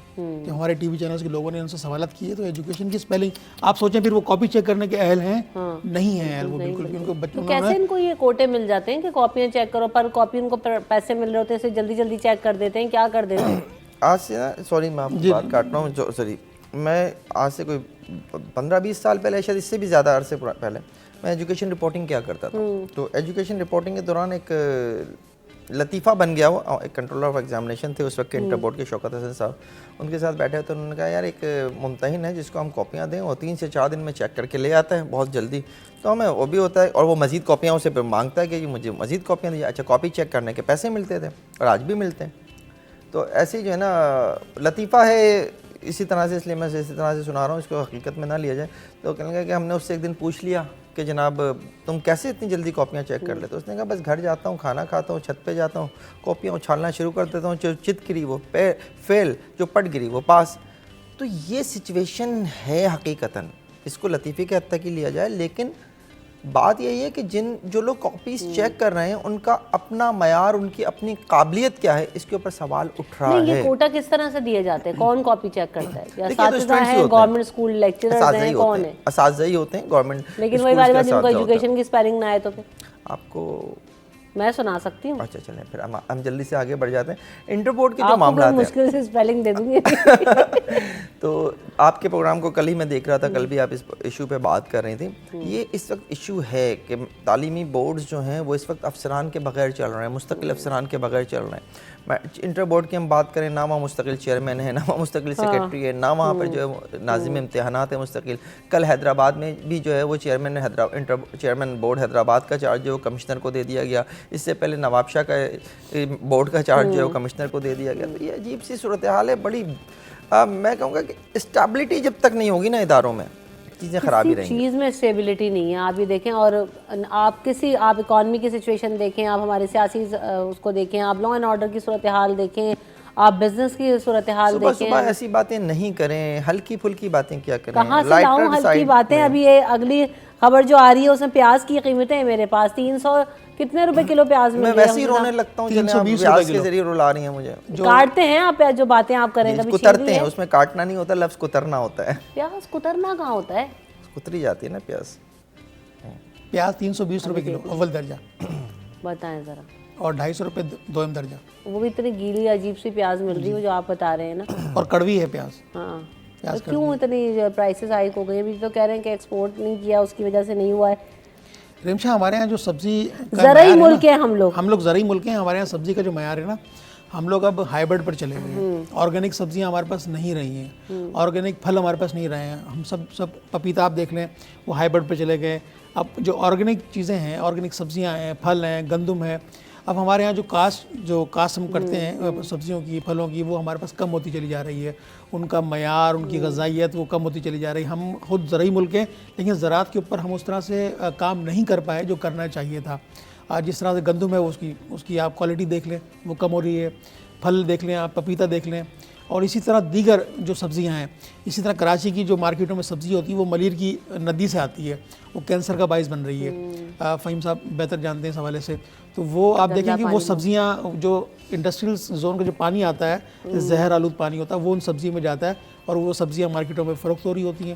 تو ہم آرگینک بھی نہیں کھا رہے, ہائیبرڈ بھی نہیں کھا رہے, اب زہر آلود سبزیاں کھا رہے ہیں. تو ہم کیا ڈیلیور کر رہے ہیں, اور مہنگے داموں مل رہی ہیں. ابھی کل آج تو ہم پیاز کی بات کر رہے ہیں, لیکن جو ہے کل ہمارے پاس خبر یہ بھی تھی کہ انڈے اور مرغی کی جو قیمتیں, چکن آپ دیکھیں 680 روپے سے زیادہ, انڈے 420 روپے فی کلو. تو کوئی بھی بیسک نیسیسٹی, ایک انڈا 37 روپے کا ہے جو مارکیٹ میں مل رہا ہے, اور جو چکن کا ریٹ ہے وہ 750 روپے کلو. 750 جی 750, ہم نے کل رات کو پرچیز کی ہے. اور جبکہ یہاں پر جو ریٹ آیا ہے کل جو ہمیں ڈسکس کیا وہ 680 روپے تھا. 750 روپے ہم نے خود یہ منمانی ہے کہ دکان والے اپنی منمانی قیمتوں میں دے رہے ہوتے ہیں. اچھا, یہ علاقوں وائز بھی بہت ویری کر رہا ہوتا ہے کہ یہ پرائسز اس کے کوئی چیک اینڈ بیلنس کرنے والا تو ہے نہیں. پیاز آپ اٹھا کے دیکھ لیں, کچھ بھی آپ لے لیں, کوئی چیک اینڈ بیلنس نہیں. اس کی وجہ یہ ہے کہ دیکھیں جو انتظامیہ ہے نا, basically check and balance in کا کام ہوتا ہے. ہمارے ہاں ادارے بنا دیے جاتے ہیں, ہمارے یہاں قوانین بنا دیے جاتے ہیں, ہمارے یہاں ان قوانین کے تحت مختلف افسران کو اختیارات سونپ دیے جاتے ہیں. وہ ان اختیارات کا ناجائز استعمال اس طرح کرتے ہیں کہ ان اختیارات کے بل کے اوپر اپنا نیا ریٹ مقرر کرتے ہیں ہر شخص کے ساتھ, یعنی جو ان کے انڈر میں. آپ اس وقت جو ہے وہ آپ اسسٹنٹ کمشنرز اٹھا کے دیکھ لیجئے, ان کا کام ہے بیسیکلی مہنگائی کو کنٹرول کرنا. مہنگائی کو کنٹرول کرنے کے لیے جو ان کے اقدامات ہیں اس میں آپ دیکھ لیجئے, کسی بھی علاقے میں چلے جائیں, آپ جا کے پوچھیں تو دکاندار سے ہاں بھئی کیا ریٹ ہے, اس نے وہ آپ کو بتائے گا یہ ریٹ ہے. اسسٹنٹ کمشنر ساتھ ہوگا, وہ نیا ریٹ بتائے گا. اور اس کے بعد اسسٹنٹ کمشنر کے جانے کے بعد آپ اس سے دوبارہ پوچھیں کہ بھئی آپ نے اس کے سامنے تو ریٹ کچھ اور بتایا تھا. کوئی مسئلہ تھوڑی ہے, ان کے سامنے بھی سچ یہی بتاتا آپ کو, ان کو تو میں نے پیسے دینے مہینے کے. اچھا, یہ حالات کیسے بہتر ہوں گے؟ اسسٹنٹ کمشنر کو پوچھنے کے لیے کمشنر صاحب ہیں, کمشنر کراچی صاحب جو ہے وہ تعلیمی بورڈ میں بیٹھے ہوئے, وہ تو وہی اسسٹنٹ کمشنر سے ڈپٹی کمشنر ہوئے, پھر ایڈیشنل کمشنر ہوئے, پھر کمشنر بن گئے. وہ تو اسی سسٹم کا حصہ ہے نا. تبدیلی کہاں سے آئے گی؟ تبدیلی چاہیے عوام کو, یہ وہ والی تبدیلی کی میں نے کہا تبدیلی کا بھی بیڑا غرق ہو چکا ہے. ابھی تو کہاں سے تبدیلی آئی. اور ایک جملہ کہتے ہیں پیچھے سے آ رہا ہے. ہاں, وہ ایک پٹھان بچہ مشہور ہوا تھا, پیچھے تو دیکھو, پیچھے تو دیکھو. ہاں, پیچھے سے آ رہا ہے, یہ بھی بڑی ٹرم بھائی مشہور ہے, پیچھے سے ہی آ رہا ہے, پیچھے سے ہی مہنگا آ رہا ہے. لیکن آپ اسی شہر میں آپ سے کہہ رہا ہوں کہ آپ علاقوں کی بات کریں, ٹھیک ہے بہت بڑا شہر ہے, 12,000 کلومیٹر پہ پھیلا ہوا ہمارا شہر ہے, لیکن آپ ایک چیز لینے کے لیے, یہی پیاز لینے کے لیے جس کی آپ بات کر رہی ہیں, آپ سبزی منڈی چلے جائیں, وہاں سے آپ کو کس ریٹ میں ملے گی. اور آپ سبزی منڈی سے نکل کے صرف اس کے سامنے جو ایریا ہے آپ وہاں چلے جائیں, جو بہت زیادہ دور نہیں, سبزی منڈی کے سامنے, وہاں پر آپ کو جو ہے ریٹ جو ہے ڈفرینٹ ملے گا. اب آپ اس سے کہیں گے پیچھے سے, جب وہ کہے پیچھے سے آئے, تو بھائی پیچھے تو وہ رہا سامنے. جو چیز تم 200 روپے کی لے کر آئے ہو وہ تم 800 روپے کی بیچ کیسے سکتے ہو سامنے کھڑے ہو کے.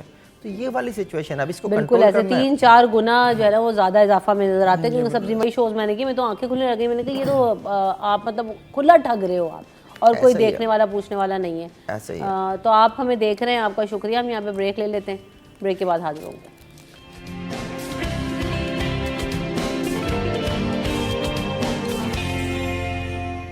سٹی ایٹ 10 میں آپ کو ایک بار پھر کہیں گے خوش آمدید. جناب, قیدیوں کی جیل سے رہائی کا حکم بھی اب آن لائن کر دیا گیا. فہیم بھائی نے اس پہ تھوڑی سی بات تو کی تھی, لیکن یہ ہوگا کیسے؟ اور یہ کہہ رہے ہیں کہ عدالتی حکم کے باوجود جو ہے وہ قیدیوں کی رہائی میں تاخیر جو ہو جاتی ہے اس میں قابو پانے میں مدد ملے گی. کیسے ہوگا, کیا میکینزم بنایا ہے؟ دیکھیں کہ پورا سندھ ہائی کورٹ کے تحت جو ہے نا کے پاس ایک سسٹم ہے جسے کیس فلو مینجمنٹ سسٹم کہتے ہیں. یہ کیسز کے حوالے سے ساری ڈیٹیلز جو ہیں وہ اس سسٹم میں ہوا کرتی ہیں. اچھا. کسی بھی شخص کو, یعنی وکیل کو بھی اور جو درخواست گزار ہوتے ہیں ان کو بھی باقاعدہ ان کے کیسز سے متعلق کہ اس کی نیکسٹ ڈیٹ کیا ہے وہ میسیجز آتے ہیں, اس دن بھی آتے ہیں. تو وہ بڑا ایک اچھا سسٹم بنا ہوا ہے. اور یہ تمام عدالتیں جو ہیں سندھ کی اس سسٹم کے تحت جو ہے وہ ایک دوسرے سے انٹیگریٹڈ انٹیگریٹڈ ہے، اس میں پولیس بھی انٹیگریٹڈ ہے اس سسٹم کے ساتھ. اب انہوں نے نیا قدم یہ اٹھایا ہے کہ جو جیل ہے اس کو بھی سسٹم کے تحت انٹیگریٹ کر دیا، اور ساتھ ساتھ یہ کہا ہے کہ جناب اب جو بھی سیشن ججز ہیں یا جو بھی جس کے پاس سے بھی جو بھی کوئی سی قیدی کی رہائی کا حکم دے رہا ہے تو وہ آن لائن حکم دے گا، وہ آن لائن ہوگا. پورے سسٹم میں جو ہے وہ باقاعدہ جو ہے وہ ایک اس کا آپشن دے دیا گیا ہے کہ آپ ریلیز آرڈر جو ہے وہاں سے تیار کریں گے. اس ریلیز آرڈر کے اوپر ایک عدد بار کوڈ بھی ہوگا. اچھی بات جو مجھے سب سے لگی کہ وہ ایک بار کوڈ بھی ہوگا. اب وہ اگر کوئی اس کی کاپی بنا بھی لیتا ہے، جو پہلے بھی ریلیز آرڈر جو جعلی بنتے تھے، اس لیے اس میں بھی کہا گیا ہے کہ جناب جو جعلی ریلیز آرڈر بنا کرتے تھے، عدالتی حکم بنا کرتے تھے قیدیوں کی رہائی کے، اس پر قابو پانے میں مدد ملے گی. لیکن اگر کوئی آج بھی تیار کرنے کی کوشش کرے تو یہ ہوگا کہ جو وہ ریلیز آرڈر لے کر وہ جیل پہنچے گا، جیل حکام جو ہے اس کو اسکین کریں گے. اگر وہ جعلی ہوگا تو پتہ چل جائے گا، اور اصلی ہوگا تو آپ ڈائریکٹ جو ہے اس کیس فلو مینجمنٹ سسٹم کے اوپر جائیں گے اور وہاں سے آپ کو پتہ چل جائے گا کہ جناب یہ صحیح ہے. اور یہ کہہ دیا گیا تمام سیشن ججز کو اب آئندہ سے آپ ریلیز آرڈر جو ہے سسٹم کے تحت بنائیں گے. اس سسٹم کی ایک خاص بات جو ہے وہ ایک اور اچھی مجھے کل پتہ چلی، میں نے سوچا تھا کہ آج اس کی خبر بھی دوں گا آپ کے پروگرام میں بتا دوں کہ اس سے پولیس کو جو انٹیگریٹ کیا گیا تو اس میں کیسز میں جو مفرور ملزمان ہیں اس کا ڈیٹا بھی سسٹم میں موجود ہے. سانگھڑ پولیس نے اس سسٹم کو ایسے کیا کہتے ہیں ایکسیس کیا، اور جب انہوں نے ایکسیس کیا تو انہوں نے اپنے علاقے کے جو گیسٹ ہاؤسز تھے ان کو موجود جو وہاں جو ٹھہرے ہوئے لوگ تھے ان کو انہوں نے اس سے چیک کیا سسٹم میں. تو سانگھڑ کے ایک گیسٹ ہاؤس سے ایک مفرور ملزم جو ہے صرف اس سسٹم کی مدد سے پکڑا گیا کہ اس کی ڈیٹیل جو ہے سسٹم میں موجود تھی، پولیس کے پاس نہیں تھی، یعنی کیونکہ پولیس کے پاس ایسا سسٹم نہیں ہے. تو یہ سسٹم جو ہے وہ بیسیکلی اداروں کو ایک دوسرے کے قریب لا رہا ہے، اور خاص طور پہ کرائم کو کنٹرول کرنے میں بہت اہم کردار اس سسٹم کا ہو سکتا ہے. تو یہ ایک اچھی چیزیں ہیں، اس میں مزید بھی وہ کرنے کی کوششیں ہو رہی ہیں کہ اس کو مزید بہتر بنایا جائے. صدف کھوکھر صاحبہ ہیں جو کچھ عرصے پہلے سیشن جج ملیر تھیں، اور کافی ان کا ایک وہاں پہ بھی کام رہا اور وکلا ان سے کافی ناراض بھی رہے. اب وہ جو ہیں وہ آ کے ممبر انسپیکشن ٹیم لگی ہیں اور وہ یہ ساری چیزیں کر رہی ہیں. کل انہوں نے جب یہ چیز مجھ سے شیئر کی تو مجھے اچھا لگا کہ یار اس طرح کی چیزیں جو ہیں وہ ہو رہی ہیں. شو میں نا ججز تھوڑا سا وہ کرتے ہیں ڈسکس اور گریز کرتے ہیں. میں بالکل کیا ان سے بات ہو سکتی ہے، کیا بہتری ہو رہی ہے اور کیا اس میں جو ہے نا وہ ہو رہا ہے، کیونکہ اچھا کام جہاں پر بھی ہوتا ہے ہم تو آئیڈینٹیفائی کرانے کی کوشش کرتے ہیں. اچھا جی، کراچی پولیس چیف نے عام انتخابات کے لیے بھی جو 80% شہر ہے اس کو حساس قرار دے دیا. یہ تو پریڈکٹڈ تھا کہ جو الیکشنز ہوں گے اس میں امکان ہے کہ کیوس پیدا ہوگا. اچھا، اس میں ایک بات اور ہے، جو کل جو اسٹیٹمنٹ آئی تھی کراچی پولیس چیف کی، انہوں نے کہا تھا کہ پولیس جب ڈیوٹی دے گی کراچی کے مختلف علاقوں میں تو ان کے پاس اسلحہ نہیں ہوگا. تو وہ ہم فہیم صاحب سے پوچھیں گے کہ بھئی وہ اسلحہ نہیں ہوگا تو وہ کیا صرف اسٹک لے کے ڈیوٹی کریں گے اتنے حساس علاقوں میں؟ اسلحہ جو ہے نا پولنگ ایجنٹس کے پاس ہوگا کیا؟ نہیں، وہ بات بھی آپ کی ٹھیک ہے، یہ سب کچھ بھی ہوگا اور ڈیفینیٹلی ہوگا، کیونکہ کراچی ظاہر ہے حساس تو ہے. 80% اس کو اگر حساس قرار دیا گیا تو ایسے نہیں قرار دیا گیا. 2700 جو پولنگ اسٹیشن ہے وہ تو حساس قرار دے دی. جی بالکل ایسا ہی ہے. تو کیونکہ کراچی میں منی پاکستان ہے، یہاں سے تقریباً ہر سیاسی جماعت ہی الیکشن لڑتی ہے اور اس دفعہ بھی لڑ رہی ہے. تو اس کی وجہ سے آپس میں کلیش جو ہے اس کے بہت زیادہ امکانات ہوتے ہیں، اس لیے شہر کا 80% جو ہے وہ حساس، اور اس کی اتنے بڑے تعداد میں پولنگ اسٹیشن حساس قرار دیے گئے. یہ اس میں بھی بڑی کیٹیگریز ہیں، انتہائی حساس اور معمول کے مطابق. تو معمول کے مطابق تو آپ کو بہت ہی کم ملیں گے. جو خورشید بات کر رہے تھے وہ بڑی امپورٹنٹ ہے. اس میں اصل میں جو بات کہی گئی ہے کہ پولیس اہلکاروں کے پاس اسلحہ نہیں ہوگا، یہ وہ پولیس اہلکار ہیں جو اس وقت ٹریننگ سینٹرز میں ٹریننگ حاصل کر رہے ہیں. ان کو الیکشن ڈیوٹیز کے وقت استعمال کیا جائے گا اور ان کو اسلحہ نہیں دیا جائے گا، کیونکہ ظاہر ہے ان کی بھی تربیت مکمل نہیں ہوئی. ہاں، ان کے اوپر جو افسر ہوگا اس کے پاس اسلحہ ہوگا، ظاہر ہے پولیس کے پاس جس طرح سے اسلحہ ہوتا ہے. تو وہ تھوڑا سا جو ہے وہ لوگوں کے سمجھنے میں اور شاید اس میں جو تھوڑا سا وہ فرق آیا کہ یہ صرف یہ بات کہ پولیس کے پاس اسلحہ نہیں ہوگا، یہ ساری پولیس کے پاس اسلحہ نہ ہونے والی بات نہیں ہے. صرف ٹریننگ سینٹرز میں کام کرنے جو تربیت یافتہ اہلکار ہیں ان کے بارے میں بات ہو رہی ہے. اور کراچی میں ڈیفینیٹلی جو اس وقت سچویشن بن رہی ہے، 8 فروری اب تو بالکل سر پر آ چکا ہے. تو کئی واقعات ہو چکے ہیں، کہیں پہ پیپلز پارٹی اور ایم کیو ایم جو ہے وہ ایک دوسرے کے آمنے سامنے آئے ہیں، کہیں دیگر سیاسی جماعتیں جو ہیں وہ ایک دوسرے کے سامنے آئی ہیں، ایک دوسرے کے خلاف مقدمات درج کرائے جا چکے ہیں. تو صورتحال جو ہے وہ بن رہی ہے، سیاسی ماحول بن رہا ہے، سیاسی ماحول بن رہا ہے، سیاسی ماحول نہیں، سوری انتخابی ماحول بن رہا ہے. انتخابی ماحول ہاں چلے، سیاسی ماحول، انتخابی ماحول بالکل ایسا ہی ہے. خورشید صاحب ابھی ہم یہ بھی دیکھ رہے ہیں کہ ایم کیو ایم اور جو سنی تحریک کا وفد، اس میں بھی آج ملاقات ہونی ہے. تو ابھی جوڑ توڑ کی سیاست کی بھی یقیناً بات ہے، نون لیگ سے بھی بات کرنے کی کوشش ہوتی ہے، لیکن آؤٹ کم کچھ ہمیں ایسا نظر نہیں آیا. تو آپ کیسے جو ہے وہ ماحول کو دیکھ رہے ہیں؟ ایم کیو ایم نے گزشتہ روز بھی جو مرکزی مسلم لیگ ہے اس سے بھی سیٹ ایڈجسٹمنٹ کی ہے، اور اس طرح پاکستان سنی تحریک کے جو 2 گروپ بنے ان سے بھی ان کی ملاقاتیں چل رہی ہیں. تو اسی طرح یہ انتخابی جو سلسلہ ہے یہ جوڑ توڑ کا سلسلہ یہ جاری رہے گا. آخری وقت میں جو موقع ہوگا ووٹنگ کا اس میں اس کا سامنے آئے گا کہ یہ کون کس کی جیت کہاں سے ہوتی ہے. لیکن ووٹنگ کا جو ٹرن آؤٹ ہے نا وہ ہم گزشتہ الیکشن میں بھی دیکھ چکے ہیں اور اب بھی. تو لوگوں کی جو دلچسپی ہے نا وہ مجھے کم نظر آ رہی ہے. بالکل ایسا اس کی وجہ یہی ہے کہ جیسے آپ یہ چند مہینے پہلے دیکھیں جو پی ڈی ایم بنی تھی یہ ساری جماعتیں ایک تھیں اور ان کے یہ ایک دوسرے سے بغل گیر ہو رہے تھے. اور آج یہی جماعتیں ایک دوسرے کے خلاف جو زبان استعمال کر رہی ہیں وہ کان سننے سے جو ہے نا وہ کان نہیں سننا چاہتے اور آپ کیا ڈیلیور کرنا چاہ رہے. تو لوگ میں سمجھتا ہوں پریشان ہیں اور اسی طرح سے وہ سوال کر رہے ہیں ان سے کہ آپ نے ماضی میں کیا ڈیلیور کیا, ماضی میں کیا انفراسٹرکچر ڈیلیور کیا, کیا آپ نے روزگار دیا, کیا لوگوں کو پانی دیا. یہ اسی شہر میں ہم اگر ملیر کا علاقے میں دیکھیں, کل ہم گزشتہ روز ایک علاقے میں گئے چشمہ گوٹ, تو وہاں پر ایک خاتون اس لیے جو ہے اس کا انتقال ہوا کہ وہ بر وقت ہاسپٹل نہیں پہنچی. حاملہ خاتون تھی, آن ڈیلیوری 11th آور پہ وہ ہاسپٹل نہیں پہنچی. چشمہ گوٹ بالکل شہر کے وسط میں ہی ہے, یہاں سے جناح ہاسپٹل نہیں جا سکی اور اس علاقے میں کوئی بیسک ہیلتھ یونٹ نہیں ہے. ہم نے کل وہاں سے رپورٹ کیا کہ ایسی ڈسپینسری بنی ہوئی ہے جو بالکل وہ اس کی چھت بھی ہے, سب کچھ ہے, وہاں پہ ڈاکٹر کی کرسی بھی لگی ہوئی ہے لیکن ڈاکٹر آتا ہی نہیں ہے. نہ وہاں پہ ڈسپینسری روم جو ہم نے دیکھا وہاں پہ میڈیسن کی کوئی ایک پیناڈول کی گولی بھی نہیں موجود تھی, صرف پانی کی بوتلز رکھی ہوئی تھی. تو مجھے بتایا کہ وہ لوگ کیا کس کو ووٹ دیں گے. لوگ بیچارے رو رہے ہیں جس کے گھر سے اس کی اہلیہ کا انتقال ہو گیا اس کنڈیشن میں کہ وہ ہاسپٹل نہیں پہنچ پائی. تو مجھے بتائیں لوگ سوال کر رہے ہیں. بات ہے نا کہ الیکشن, سیاسی ماحول, اور اس میں اگر آپ کو بیسک فیسلٹی نہیں ہے تو اس شخص جس کے گھر میں یہ واقعہ پیش آیا اس گھر میں سے کوئی چاہے گا کہ نکل کے ان لوگوں کو ووٹ دیا جائے کہ جس کے علاقے میں کوئی ڈسپینسری تک موجود نہ ہو اور جس کا بچہ اور اس کی بیوی جو ہے وہ اس طرح سے شہید ہی میں تو کہوں گی ہو گئے ہوں. بہرحال یہ پھر وہی والی بات ہے کہ یہ سب چیزیں ہمارے جو سیاستدان ہیں ان کو نظر نہیں آ رہی ہوتی کہ عوام کس کرب سے گزر رہے ہیں, اور یہ سب کچھ ان کی وجہ سے ہے. تھینک یو سو مچ فہیم صاحب, آپ نے وقت دیا, آپ کا بہت شکریہ. خورشید صاحب آپ نے وقت دیا, آپ کی آمد اور وقت کا بہت شکریہ. بریک لے لیتے ہیں, بریک کے بعد حاضر ہوں گے.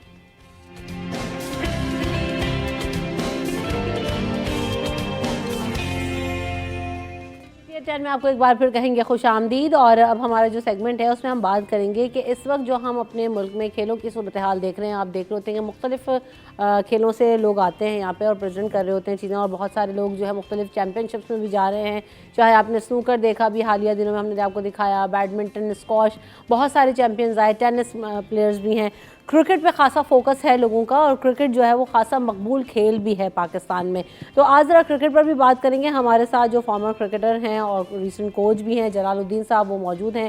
ویلکم ٹو دا شو. جلال صاحب کیسے ہیں آپ؟ سب سے پہلے تو یہ بتائیے. تھینک یو, میں بہت ٹھیک ہوں الحمدللہ, اور ایکٹیویٹی کر رہا ہوں. بالکل, اس ایکٹیویٹی کے بارے میں بھی ضرور بات کیجیے گا. لیکن اس وقت جو ہے نا وہ پاکستان بھر میں کرکٹ ایکٹیویٹی بہت زیادہ بڑھ چکی ہے. اگر ہم ابھی آج دیکھیں گے, کل سندھ پریمیئر لیگ کا آغاز ہوا, اس کے علاوہ فیبرری میں جب الیکشنز کے بعد پی ایس ایل اسٹارٹ ہو رہی ہے, ڈفرینٹ لیگز آ رہی ہیں, اور یہ جو ایس پی ایل آئی اس کے علاوہ بھی کہا جا رہا ہے کہ اب مزید بھی جو ڈفرینٹ پروونسز ہیں وہ بھی سوچ رہے ہیں کہ لیگز اسٹارٹ کی جائیں.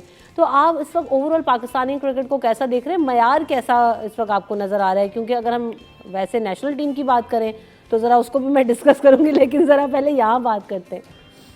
دیکھیں, جو آپ نے بات کی ہے اس پوائنٹ آف ویو سے تو کرکٹ تو ہمارے یہاں بہت کھیلی جا رہی ہے. جی بالکل, جیسے ابھی سندھ پریمیئر لیگ شروع ہو رہی ہے آج سے شاید, اور کشمیر لیگ بھی ہوتی ہے, اور پھر پی ایس ایل تو ہمارا میجر پروڈکٹ ہی ہے. اس کے علاوہ ہماری ڈومیسٹک کرکٹ ہے انٹرنیشنل.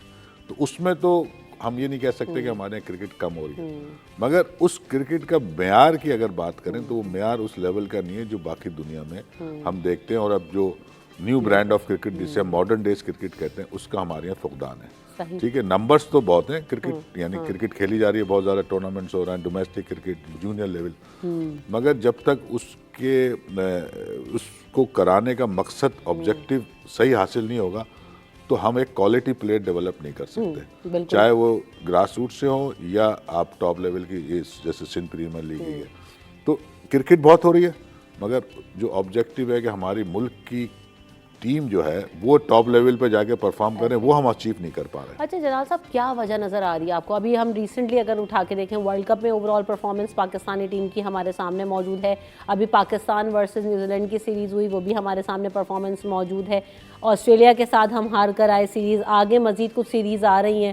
تو یہ جو اوور آل کرکٹ کا معیار جیسے بھی آپ نے بھی کہا کیوں نظر نہیں آ رہا؟ اچھا انڈیویجول کیپیسٹی میں پلیئرز بہت اچھے ہیں لیکن جب ٹیم میں جا رہے ہیں تو ٹیم پرفارمنس اچھی نہیں ہو پا رہی, تو اس کے پیچھے آپ کو وجوہات کیا نظر آ رہی ہیں؟ Being a coach, being a trainer, آپ پاکستان میں بھی موجود رہتے ہیں, آپ باہر بھی جو ہے وہ کوچنگ کرتے ہیں, تو آپ کو کیا مسئلہ نظر آ رہا ہے, کیوں ٹیم جو ہے ٹیم نہیں بن پا رہی؟ دیکھیں ویری سمپل, اگر میں اس کو ایکسپلین کروں نا تو بہت آسان ہے. یہ 3 فیزز میں ہوگی. ایک لانگ ٹرم پہ ہمیں کرکٹ صحیح کرنی ہے, وہ آپ کی گراس روٹس کرکٹ ہے جس میں آپ کے کلب آ جاتے ہیں, اسکول کرکٹ آ جاتی ہے, یا ایون ڈسٹرکٹ لیول کی کرکٹ آتی ہے. اس کے بعد ہمارا فرسٹ کلاس کرکٹ کا ہے, اس کو امپروو کرنا ہے. کیسے کرنا ہے یہ پوری میں ڈیٹیل بھی بتا سکتا ہوں. اور دین پھر ہم کاسمیٹک سرجری جو آج کل پاکستان ٹیم پہ کرتے ہیں وہ شارٹ ٹرم کا, وہاں بھی دھیان دینا ہے کیونکہ ایک دم آپ ہر چیز کو چھوڑ نہیں سکتے اور ایک دم سے ہر چیز حاصل نہیں ہو سکتی.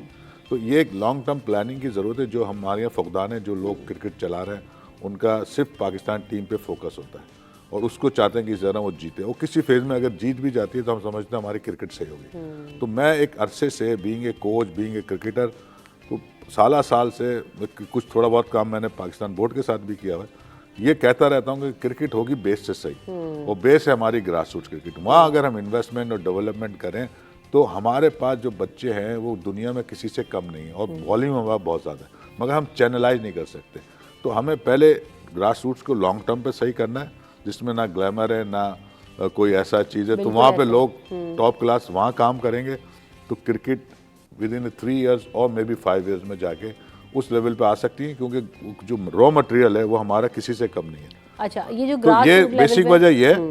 باقی اب آپ آ جائیں, اگر آپ اور بھی اس کو چاہتی ہے کہ میں ایکسپلین کر دوں, تو پاکستان لیول پہ جو جس طرح سے ٹیم کو مینیج کیا جاتا ہے, یعنی جو لوگ مینیج کر رہے ہیں وہ اس کے کیپیبل نہیں ہے کرنے کے. مثلا اگر میں اگزامپل ابھی حفیظ کے لے لوں, Hafeez as a player is a good player اور اتنی ایکسپیرینس ہے ان کا, مگر ایڈمنسٹریشن لیول پہ انہوں نے کہیں اپنے کلب میں بھی کام نہیں کیا ہوگا. مطلب جیسے ایک پریزیڈنٹ ہوتا ہے کلب کا, وہ کلب چلا رہا ہوتا ہے. تو پاکستان ٹیم کی جو ان کو ایک نئی پوسٹ ملی ہے کرکٹ ڈائریکٹر کی, وہ ایک ایڈمنسٹریٹو جاب بھی ہے, وہ بہت اس کا کینوس بڑا ہے, تو ان کا وہ کوئی ایکسپیرینس ہی نہیں ہے. تو اس لیے وہ اپنی طرف سے تو ایفرٹس کر رہے ہیں مگر ان کو وہ کام کرنے کی صلاحیت نہیں ہے, تو وہ رزلٹ نہیں پروڈیوس. اسی طرح پلیئروں کے ساتھ جو انٹریکشن ہے یا جو پلیئر سے ڈیلیور کرانا, وہ بھی ایک مہارت ہوتی ہے. جو لوگ کام کر رہا ہوتے ہیں تو وہ ہم نے جو لوگ لگائے ہوئے وہ اس کو ڈیلیور نہیں کرا, لوگ لگائے ہوئے ڈیلیور نہیں کر رہے. یہاں پر اس کو بھی ایڈ کر لیجئے گا جلال صاحب کہ ایک تو کوچنگ اور سلیکشن کمیٹی پر بڑے جو ہے نا وہ تحفظات رہتے ہیں لوگوں کو. کوچنگ ابھی ہم نے دیکھا کہ پچھلے دنوں کوچنگ ہو رہی تھی اور آن لائن کنسلٹنسی ہو رہی تھی. تو بینگ اے کوچ آپ سمجھتے ہیں کہ آپ ایک کوچ کو باہر اور وہ آن لائن کوچنگ کرے گا, وہ پاکستانی ٹیم کی, وہ کوچ بھی فارنر ہے, تو وہ اس طرح سے پرفارم کر سکتے ہیں یا اس کی چیزیں ٹرانسفارم ہوتی ہیں؟ تو واٹ از یور سے اباؤٹ دس؟ دیکھیں وہ ایک نیو ایکسپیرینس تھا جو کہ فیل بھی ہو گیا, ہم نے دیکھا, تجرباتی طور پہ کہہ سکتے ہیں چلے, مگر ایکچولی جب آپ ٹیم سے ریلیٹڈ بات کرو تو آپ کی پریزنس ضروری ہے, کیونکہ آپ کو ڈے ٹو ڈے کے بھی ڈسکشن کرنے نا, خالی آپ ایک پلان دے کے تو پیچھے نہیں بیٹھ سکتے نا. جب اگر ایک پلان آپ نے دے بھی دیا اور اس کے بعد اس کو وہ ڈیلیور نہیں ہو رہا تو اس کا بی اس پہ جائیں گے آپ, جو بھی اس کا پلان ہے, اور سی پلان پہ بھی جائیں گے, تو وہ تو وہیں اینڈ دین دیئر کرنا ہے. تو یہ کوچنگ از اسکل, مطلب کرکٹ کھیلنا ایک اسکل ہے اور کوچنگ کرنا ایک اسکل ہے. تو اس کے لیے آپ کو ٹریننگ لینی ہے, سیکھنا ہے. جیسے ہم نے کورسز کیے انگلینڈ آسٹریلیا سے جا کے, تو جو پلیئر کرکٹ کھیل کے آتا ہے وہ سیدھا اگر کوچنگ پہ لگ جائے گا تو وہ ڈیلیور نہیں کر سکتا. تو یہ خرابی ہے. کوچز کو ہائر کرنے کا کوئی معیار ہے سر پی سی بی میں؟ کیونکہ ہم یہ دیکھ رہے ہوتے ہیں کہ بہت سارے ہمارے فارمر, یہاں پہ ہمیں باہر سے بھی کوچز آتے ہوئے نظر آ رہے ہوتے ہیں, ٹریننگز دے رہے ہوتے ہیں, لیکن جب ہمارے فارمر پلیئر جیسے نظام صاحب کی مثال دے دوں, اور بھی بہت سارے پلیئرز جا کے افغانستان کی ٹیم کی کوچنگ کرتے رہے, دیگر جو ہے وہ ٹیمز کو کوچ بھی کرتے ہیں, تو وہاں پہ وہ ٹیمز میں بہت بہتری نظر آ رہی ہے, لیکن ہمارے یہاں وہ اپلیکیبل ہوتی ہوئی نظر نہیں آ رہی. تو واٹ از دا ریزن, اور کوچنگ کے لیے پھر کیا کرنا ضروری ہے؟ دیکھیں کرائٹیریا کیا ہو؟ پہلی بات آپ سمجھ لیں, میں آسٹریلیا سے مثال دیتا ہوں. جو ان کے بڑے پلیئر ہیں, ویسے تو اس کی ٹریننگ ہوتی ہے, لیول آف ٹریننگ کورسز ہوتے ہیں, جیسے لیول 1 2 3, اور پھر آپ اس کے آگے بھی لیول 4 بھی ہوتا ہے. یہ آپ کو ٹریننگ لینی ہوتی ہے, اور یہ کوئی بہت بڑی کہانی نہیں ہے, آپ کے 10 دن کے کورس ہوتے ہیں, مگر اس کے ساتھ ساتھ ایکسپیرینس.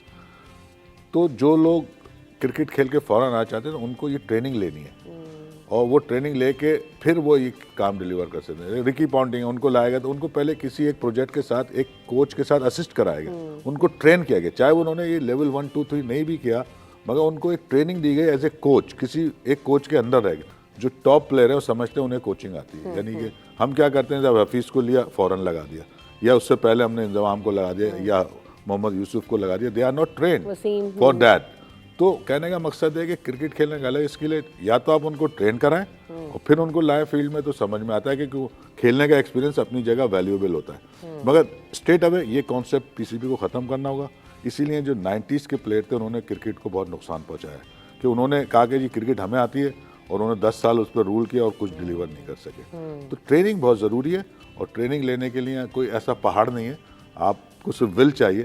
آپ ٹریننگ لیں گے, اور وہ ہوتی بھی بہت لمبی, کوئی سال کی ٹریننگ نہیں ہے, مہینوں کے ہفتوں میں آپ وہ کام سیکھ سکتے ہیں, مگر سیکھنا ضروری ہے. میرے خیال سے یہ تبھی ہوگا جب آپ یہ پی سی بی کرائٹیریا فکس کر دیں اور اس کو بتائیں کہ اب جو بھی کوچز آئیں گے وہ اس ایگزام کو یا اس جو ہے وہ سرٹیفیکیشن لے کر آئیں گے تو وہ اچھا ہو جائے گا. محسن نقوی صاحب بھی جو ہے نا پی سی بی کے چیئرمین بن گئے اس وقت, تو ان کو بھی یہی جو ہے وہ سجیشن ہے کہ اگر وہ اس طرح کا کچھ اپلائی کرا دیں تو میرے خیال سے پاکستانی ٹیم کے لیے بہت زیادہ بہتر ہو بالکل. جائے اگر گا. آپ ایک پالیسی بنا لیتے ہیں, دنیا میں جو سلیکشن آف کوچز اور پلیئرز اور کوئی آفیشلس, ان کا ایک بنے ہوئے ہیں کرائٹیریاز بنے ہوئے ہیں کہ کیا کیا ان کی ریکوائرمنٹ ہوگی جب وہ اس لیول پہ آئیں گے. تو آپ نے صحیح کہا, اگر بن جائے, ہمارے یہاں بھی بنا ہوا, مگر ہم کیا کرتے ہیں اس کو توڑ دیتے ہیں. جب مجھے آپ کو رکھنا ہے تو آپ کے حساب سے کرائٹیریا بنایا اور وہ ایڈورٹائز کیا, پہلے سے رکھ لیا آپ کو, اور بس ایسے فارمیلٹیز کی.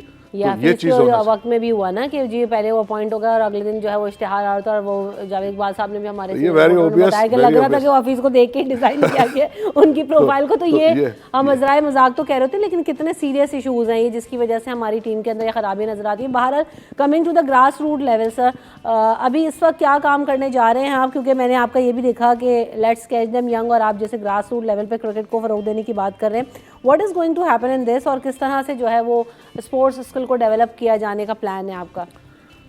بڑا اچھا ہے, اور اس کے لیے بہت امپورٹنٹ بھی ہے یہ جو آپ نے بات کی ہے.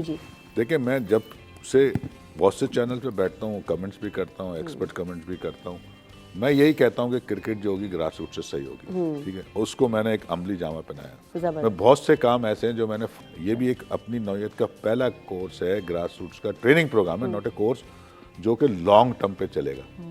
لانگ ٹرم سے مراد یہ 3 سال کا پروگرام ہے, اور انہیں 4 فیزز میں ہم ان کو پلیئروں کو ڈیولپ کر رہے ہیں. یہ ایک ہم وہاں سے اسپانسر کرا کے لائے ہوں, ایک این جی او ہے ہیلپنگ ہینڈ, جو یہاں اسکل ڈیولپمنٹ کے دوسرے فیلڈ میں کام کرتے ہیں. ان کو میں نے ایکسپلین کیا کہ کرکٹ ایک بہت بڑی اسکل ہے, اور اس کا بچہ اگر ایک بھی آگے نکل جائے تو پورے خاندان کو اٹھا لیتا ہے, اتنا پیسہ آ جاتا ہے اس میں. تو وہ کنونس ہوئے, انہوں نے اس پروگرام کو اسپانسر کیا.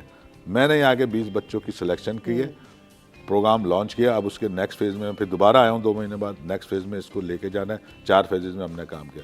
تو یہ جو بچے ڈیولپ ہوں گے, ان کا آبجیکٹیو یہ ہے کہ ایک کوالٹی پلیئر بن کے سامنے آئے, اور وہ لانگ ٹرم میں ہی ہوگا. تو یہ پروجیکٹ بہت زبردست ہے, پہلی دفعہ پاکستان میں ہو رہا ہے. فی الحال کراچی کے بچوں کا ہو رہا ہے, اس کو ایکسپینڈ بھی کیا جا سکتا ہے اگر یہ سکسیزفل ہو گیا. اچھا, اس کا نام بتائیے گا, کتنی عمر کے بچے انرول ہو سکتے ہیں, کیسے ٹریننگز ملیں گی, کیا فارمیٹ ہے, کس طرح سے لوگ اگر اس میں اپنے بچوں کو شامل کرانا چاہتے ہیں جلال صاحب تو وہ ہو سکتے ہیں؟ یہ ہم نے انیشیلی یہ کیا تھا, سلیکشن کے حوالے سے بتا رہا ہوں, کہ ہم نے یہاں 7 زون ہیں کرکٹ کے جو ایک اسٹرکچر وائز ہے. ان 7 زونوں کو ہم نے لیٹر لکھا تھا کہ اپنے آپ 10 بیسٹ بچے انڈر 15 کے, ایک کٹ آف ڈیٹ تھی, وہ آپ ہمیں دیں, ہم اس کے ٹرائل لیں گے. تو ہم نے ان سے نام لیے, کیونکہ ہم نے آن بورڈ رکھنا ہے سب کو. یہ صرف ڈیولپ کر کے اگر اس کا فائدہ ہوگا تو یا تو کراچی کو ہوگا, آگے چل کے پاکستان کو. میں تو صرف ڈیولپ کر رہا ہوں, نہ میری کوئی ٹیم ہے, نہ میری کوئی ایسی ارادہ ہے کہ ان کو میں اپنے ساتھ رکھوں, میں صرف ڈیولپ کروں. تو ہم نے ان سے نام لیے, اور ان میں سے ہم نے سلیکشن کی, پلس ہم نے اوپن بھی ٹرائل لیے, جو کوئی رہ گئے تو آئے. اس کے بعد ہم نے 20 بچے جو اویلیبل تھے ان میں سے سلیکٹ کیے. ان کی ٹریننگ اب سسٹمیٹک چل رہی ہے. پہلا فیز چل رہا ہے جو کہ اب تقریباً اینڈ ہونے والا ہے, جس میں ہم نے ان کی basic skill training and fitness 2 پہ فوکس ہے. آگے چلیں گے ہم گیمس اینڈ ٹریننگ, پھر ان کی کمپٹیشن, اس طرح سے ہم نے اس میں لکھا ہوا ہے 4 فیزز میں ہم کام کریں گے. تو this is a quality programme جو کہ ہم ایک انڈیویجول کیپیسٹی میں with the support of helping hand کر رہے ہیں. مگر یہ کام پی سی بی کا ہے, میرا نہیں ہے. جیسے میں نے پاکستان میں پہلی دفعہ کوچز ڈیولپ کیے, آسٹریلین کو بلا کے یہاں ان کو لیول 2 سرٹیفکیٹ کیا, جو وہ پاکستان میں اس سے پہلے کوئی کوچنگ کا کانسیپٹ نہیں تھا. اس طرح ہم نے بہت ساری فرسٹ کی, میں نے فرسٹ ہیٹرک بھی کی ہے ون ڈے کرکٹ کی, دنیا میں فرسٹ. اس طرح کے فرسٹ کام کرنے کے بہت ہے. تو this is very very important, and بہت جسے کہنے یہ پورا ہیوج پروگرام ہے, جس سے کہ کوالٹی پلیئر ڈیولپ کرنے کا پروگرام ہے اور ہم اس کو آلریڈی اسٹارٹ کر چکے بالکل ہیں. اگر کوئی اچھا بیچ میں آ سکتا ہے تو ہم اس کو انڈکٹ کر سکتے ہیں. کسی کو لگتا ہے کہ ان کا بچہ اس لیول پہ ہے جو اس کا پارٹ بن سکتا ہے تو ہمارے پاس یہ آپشن ہے کہ ہم کسی کو لے سکتے ہیں اور کسی جو ہمارے اسٹینڈرڈ پہ نہیں آ رہا ہم اس کو اس پروگرام سے باہر بھی کر سکتے ہیں. اچھا اب اس پر ذرا مزید بھی بات کریں گے کہ کیا اور کیسے ہوگا جو لوگ کرنا چاہتے ہیں, کیونکہ لوگوں کا بہت زیادہ انٹرسٹ ہوتا ہے. اگر آپ بھی کچھ پوچھنا چاہتے ہیں تو ضرور پوچھیے, کال کر سکتے ہیں. لیکن بریک لوں گی میں یہاں پہ کوئی, اور اس کے بعد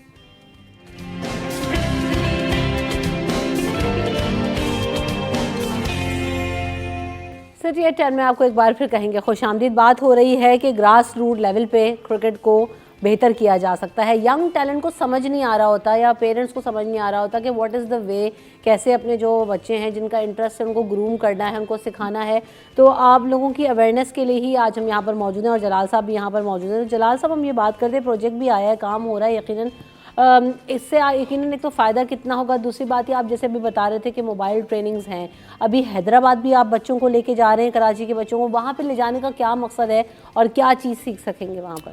دس از ویری امپورٹنٹ کہ دیکھیں جب آپ ٹیم بلڈنگ کر رہا ہوتے ہیں تو آپ کو ہر طریقے سے ساتھ رہنا, ٹریول کرنا, دس از پارٹ آف ڈیولپمنٹ. مطلب تو اس کا ایک آبجیکٹو یہی ہے کہ ہم جا کے ٹریننگ وہی کریں گے, ہم کراچی بھی, مگر جب ہم ٹریول کریں گے رات کو بچے سوئیں گے, آپس میں ملیں گے, پھر دوسرے اپوننٹس کے ساتھ کھیلیں گے وہاں, تو وہ جو ڈیولپمنٹ ہوگی وہ بہت ڈفرینٹ ہوتی ہے.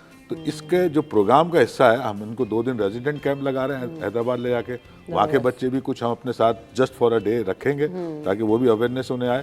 تو یہ جو ایک کمپریہنسو پروگرام ہے نا, اس کا یہ پارٹ تھا کہ ہم ایک ریزیڈنٹ کیمپ لگائیں گے. اس کے بعد ہمارے ٹورز بھی ہیں, وہ ہم اگلے فیزز میں جا کے کریں گے. تو اسے کوالٹی پروگرام جیسے بار بار کہہ رہا ہوں, اور یہ کام بیسیکلی میرا نہیں ہے, یہ کام کرکٹ بورڈ کا ہے. میں ان کو ایڈوائز بھی کر چکا ہوں بہت دفعہ, انہوں نے ہم سے اوپینین بھی مانگی دی ہے, مگر امپلیمنٹ نہیں ہو پاتی وہ چیزیں. تو یہ میرے کنٹرول میں, اور میں شکریہ ادا کروں گا helping hand and Houston Karachi sister city کا کہ وہ انہوں نے اس کو سپورٹ کیا.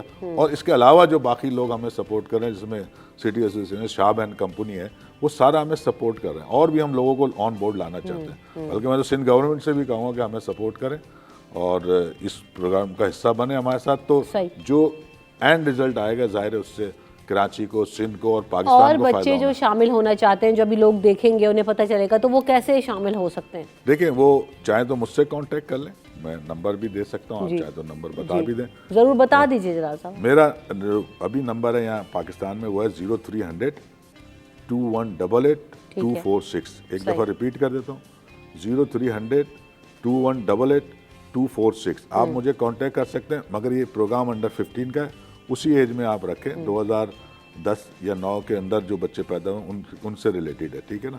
تو اگر آپ سمجھتے ہیں کہ ہمارا بچہ اتنا ٹیلنٹڈ ہے جو اس پروگرام میں آ سکتا ہے, تو میں مس کر گیا اس کو, تو آپ ضرور لائیں. میں مختلف جہاں پروگرام اپنی ٹریننگ دے رہا ہوتا ہوں, آپ مجھ سے کانٹیکٹ کریں گے, میں وہاں بلا کے اس کو دیکھوں گا, اور اگر وہ اس کی میرٹ پہ اترتا ہے تو میں ضرور اس کو انکلوڈ کرتا ہوں. مجھے تو چاہیے بیسٹ بچے ہیں, مطلب میرا تو یہ فری آف کاسٹ ہے, یہ free of cost training, no charge. ہم ان پہ انویسٹ کر رہے ہیں, ان پہ انویسٹ کر رہے ہیں, through that N G O helping hand کسی طرح اپنا اسکل ڈیولپ کر لیں. جی, وہ اسکل بھی وہ عام اسکل ہے ان کی جو ہم ڈیولپ کرا رہے ہیں, وہ فرق ہوگا, وہ فرق ہوگا اس کوالٹی کو دیکھ کے فرق ہوگا. جو ہم فیسلٹیز دے رہے ہیں, جو ہم یوٹیلائز کر رہے ہیں اکوپمنٹ, وہ ہم بائی ٹیکنالوجی بھی جا رہے ہیں. ہم خالی زبانی جمع خرچ نہیں کر رہے, ہم ان کی ویڈیوز بھی بنا رہے ہیں, ان کی ہم تھرو سافٹ ویئر ان کی ڈیولپمنٹ میں دیکھ رہے ہیں, ویڈیو انالیسس کرتے ہیں. یہ ساری چیزیں اس کا پارٹ ہیں. تو از اے کوالٹی کوچنگ پروگرام, اور اس سے الٹیمیٹ فائدہ تو پاکستان کو ہونا ہے. مگر انیشیلی یہ کراچی کا بیچ ہے, 20 بچوں کا بیچ ہے جن کو ہم ٹرین کر رہے ہیں. تو آئی ہوپ کہ ہم اس میں سکسیزفل ہوں گے, تو انشاءاللہ کسی اسٹیج پہ ہم دیکھیں گے کہ پاکستان میں کوالٹی پلیئر ہیں جو انٹرنیشنل لیول پہ پرفارم کرتے ہیں. پریویسلی ہم نے بہت کام کیا ہوا, ایسا نہیں ہے. ہم نے ویمنس میں ہم نے 4-5 لڑکیاں اس وقت, جیسے ثنا فاطمہ ہے, اروپ شاہ ہے, نجیہ الوی, یہ سب اس جگہ سے آئی ہیں جب انہیں بلہ پکڑنا نہیں آتا, وہ ہمارے ساتھ گئی. ظاہر ہے آگے پروسیس میں کرکٹ بورڈ نے بھی کام کیا ہوگا, مگر جو اصل چیز ہے وہ ٹیلنٹ آئیڈینٹیفیکیشن ارلی ایج میں کرنا از اے اسکل, وہ ہر کوئی نہیں کر سکتا. اچھا, آپ کیا سمجھتے ہیں کہ کس عمر سے بچوں کو, اگر آپ رجحان دیکھیں تو اگر کرکٹ کا ہے, فٹ بال کا, کسی بھی کھیل کا ہو, تو وہ آئیڈینٹیفائی کر کے اس میں ان کو ٹرین کرنا اسٹارٹ کر دینا چاہیے؟ کیونکہ بہت جگہ ایسا ہوتا ہے کہ کئی سالوں میں لوگ گلی محلے میں کھیل رہے ہوتے ہیں, پھر وہ کسی 18-19 سال میں ٹرائل دے دیتے ہیں اور آ جاتے ہیں. تو اگر آپ کو انٹرسٹ شو کر رہا ہے بچہ تو آپ کو کس عمر سے اس کو ٹرین کرنا اسٹارٹ کر دینا چاہیے؟ بالکل آپ نے صحیح کہا کہ ہمارے یہاں تو ہر اسپورٹ گلی سے شروع ہوتا ہے, ہم نے بھی ایسے ہی کیا ایسا ہی ہے بالکل. مگر اب کیونکہ ماڈرن کرکٹ ہے اور اپرچونیٹیز بہت زیادہ ہیں اور آپ کے پاس مواقع بہت زیادہ ہیں, تو آپ اگر آپ دنیا میں دیکھیں تو آج کل تو 6 سال 7 سال سے آئیڈینٹیفیکیشن ہو جاتی ہے.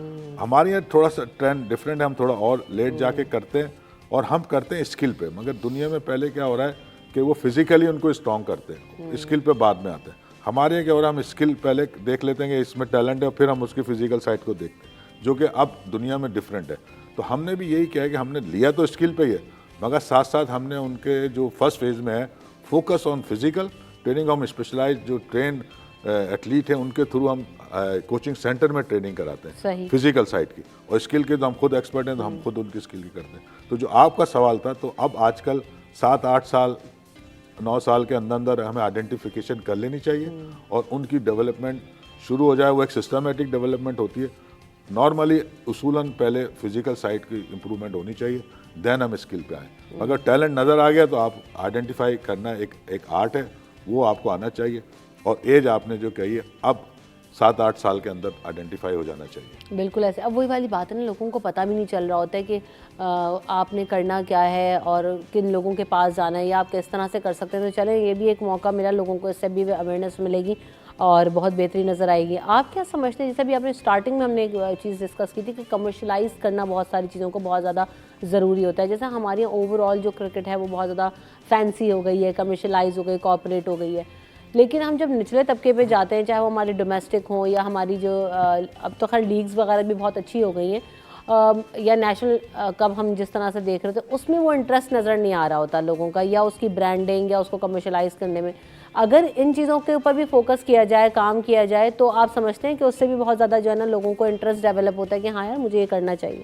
دیکھیں بالکل اس کی بہت شدید ضرورت ہے. اب اگر یہ پروجیکٹ کی میں بات کر لوں, اگر سپوز مجھے ہیلپنگ ہینڈ اسپانسر نہیں کرتا تو میں کنڈکٹ ہی نہیں کر سکتا, ایسے ہی, کیونکہ اس پہ ایک ایکسپینس تو اپنی جگہ موجود ہے. ہم بچوں سے نہیں لے رہے, بچوں کے لیے فری ہے. ہم کوچ ہائر کرتے ہیں, ہم فیسلٹی ہائر کرتے ہیں, ہم اکوپمنٹ خرید رہے ہیں, ہم ان کے فوڈ کو دیکھ رہے ہیں, ان کے پانی کو دیکھ رہے ہیں, دیٹ آل ایکسپینس. تو کمرشلائزیشن تو بہت ضروری ہے کسی بھی اسپورٹس کے لیے, یا اور بھی کوئی پروجیکٹ ہے تو اس کو اسپانسر کی تو ضرورت ہے. مگر اس کی جو بھی اسپانسرشپ ہے اس کو ایک مطلب سسٹینیبل بنانا ہے. اب میں نے اگر یہ پروجیکٹ لیا تو میں اس کو اگر سسٹینیبل نہیں بناؤں گا تو یہ رزلٹ نہیں پروڈیوس کر سکتا.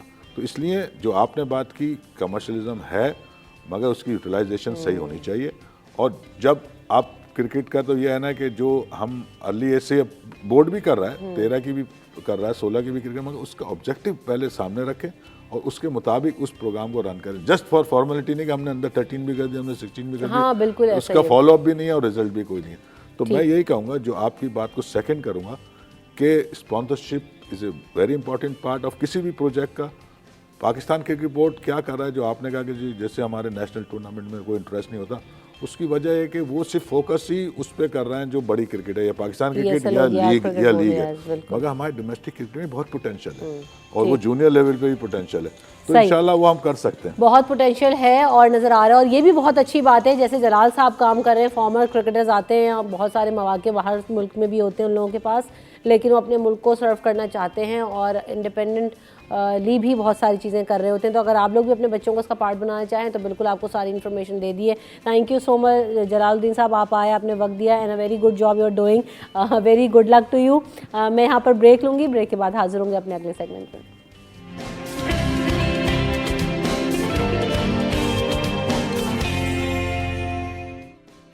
ویلکم بیک ان دا شو. اور جناب آج آپ دیکھ رہے ہیں کہ میرا چھوٹا والا جو بیٹا ہے, جو کہ میں نے آپ کو کئی دفعہ شو میں ذکر کیا ہے کہ I am a very young mother, اور جو ہے نا وہ میرے ساتھ جو ہے چھوٹا سا بیٹا جو ہے وہ آفس بھی آتا ہے, تو ہی از ناؤ ماشاء اللہ 4 months اولڈ. اور آج جو ہم نے سیگمنٹ رکھا ہے وہ بھی کچھ اسی طرح سے ہے کہ جو چھوٹے سے بچے ہوتے ہیں جو نو مولود کہلاتے ہیں, یعنی ایک جب پیدا ہوتے ہیں تب سے لے کر 4-6 ماہ تک کی جو ایج ہوتی ہے وہ بہت سینسٹیو ہوتی ہے اور ان کو بہت زیادہ کیئر کی ضرورت ہوتی ہے. تو اور جن کی اچھی کیئر کر لیں تو وہ بچے اچھے ہیلدی اور فٹ ہوتے ہیں. تو آج کا جو ہمارا سیگمنٹ ہے سارا وہ اسی پر بات کریں گے کہ جو اتنی عمر کے بچے ہوتے ہیں, چھوٹے چھوٹے سے نو مولود نیو بورن سے لے کر کچھ ماہ تک کے بچے, ان کی کیئر کیسے کی جا سکتی ہے, سرد موسم میں, اور جب خاص طور پہ ابھی جو ہے آگے آنے والے دنوں میں موسم میں تبدیلی نظر آئے گی. اب ہم سرد موسم سے گرمی کے موسم میں جانا شروع ہو جائیں گے, تو یہ جو ٹرانزیشن فیز ہوتے ہیں ویدر کے, یہ بہت زیادہ بچوں کے لیے تھوڑا پرابلمٹک ہوتے ہیں. تو اس میں کس طرح سے آپ نے خیال کرنا ہے, کس طرح سے بچوں کو آپ دیکھ سکتے ہیں. اور بہت ساری چیزیں ہمارے یہاں ایسی ہو رہی ہوتی ہیں کہ ہمارے یہاں وہ ٹریڈیشنل ہیں, تو نانیاں دادیاں ان چیزوں کو کرنے کو کہہ رہی ہوتی ہیں. ڈاکٹرز کی اگر آج آپ بات سنیں تو ڈاکٹرز کا جو ڈاکٹرز کی لائن ہوتی ہے وہ بالکل ڈفرینٹ ہوتی ہے. تو جو ینگ مدرز ہوتی ہیں یا جو نئی مائیں بنی ہوتی ہیں, ان کو سمجھ نہیں آ رہا ہوتا کہ کیا چیز فالو کریں اور کیا کریں. اس سارے سرکل میں, سارے فیز میں جو ہے نا, وہ بیچارے جو معصوم بچوں کو کچھ نہیں کہہ پا رہے ہوتے, وہ کیسے جو ہے نا وہ صبر کر رہے ہوتے ہوں گے. تو ہم آج یہ جاننے کی کوشش کریں گے کہ کیا صحیح ہے, کیا غلط ہے, کس طرح سے بچوں کی کیئر کی جا سکتی ہے. اپنے مہمانوں کا تعارف آپ کریں گے. چھوٹا والا جو میرا مہمان ہے اس کا نام محمد ارحان ہے. تو اس کو جو ہے کیونکہ لوگ جانتے نہیں ہیں ابھی تک, تو آج یہ فرسٹ ٹائم آ رہے ہیں, اور ابھی سو رہے تھے تو میں نے ان کو اٹھا کے لے آئی, ظلم کیا ابھی میں نے. تو اپنے مہمانوں کا بھی تعارف آپ سے کرواتی ہوں. میرے ساتھ اس وقت رانی آپا موجود ہیں, آپ سب شو میں دیکھتے ہی رہتے ہیں.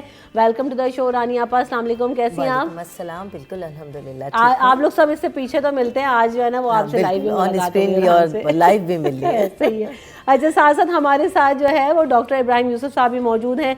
Sir welcome to the show, paediatric consultant ہیں آپ. السلام علیکم, کیسے ہیں آپ؟ آپ ٹھیک ہیں؟ الحمدللہ بالکل ٹھیک ٹھاک.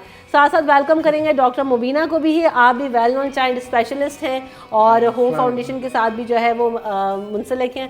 آپ کی بھی آمد اور وقت کا بہت شکریہ. السلام علیکم. کہاں سی ہو گئی موسم خراب ہے, تو اسٹارٹ کریں گے یہیں سے کہ چھوٹے بچوں کی کیئر کیسے کی جا سکتی ہے.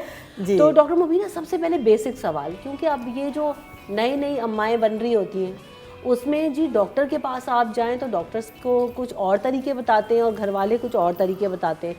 جیسے سب سے پہلے کہ گھٹی دینے سے آغاز کر لیتے ہیں, ہے نا, یہیں سے آغاز ہوتا ہے ایک بچہ دنیا. تو یہ دینا چاہیے, نہیں دینا چاہیے, یہ صحیح ہے, غلط ہے, سب اپنا پرسپیکٹیو اس پر ضرور دیجیے گا. اسٹارٹنگ فرام یو ڈاکٹر مبینہ. گھٹی دینا تو ہمارے یہاں بہت کامن ہے ٹریڈیشنلی. یس, تقریباً ہر گھر میں گھٹی دینے کا رواج ہے. ٹھیک ہے نا, بڑی بوڑھی مائیں یہ سب گھٹی دینے پر بڑا زور دیتی ہیں. ایسا ہی ہے.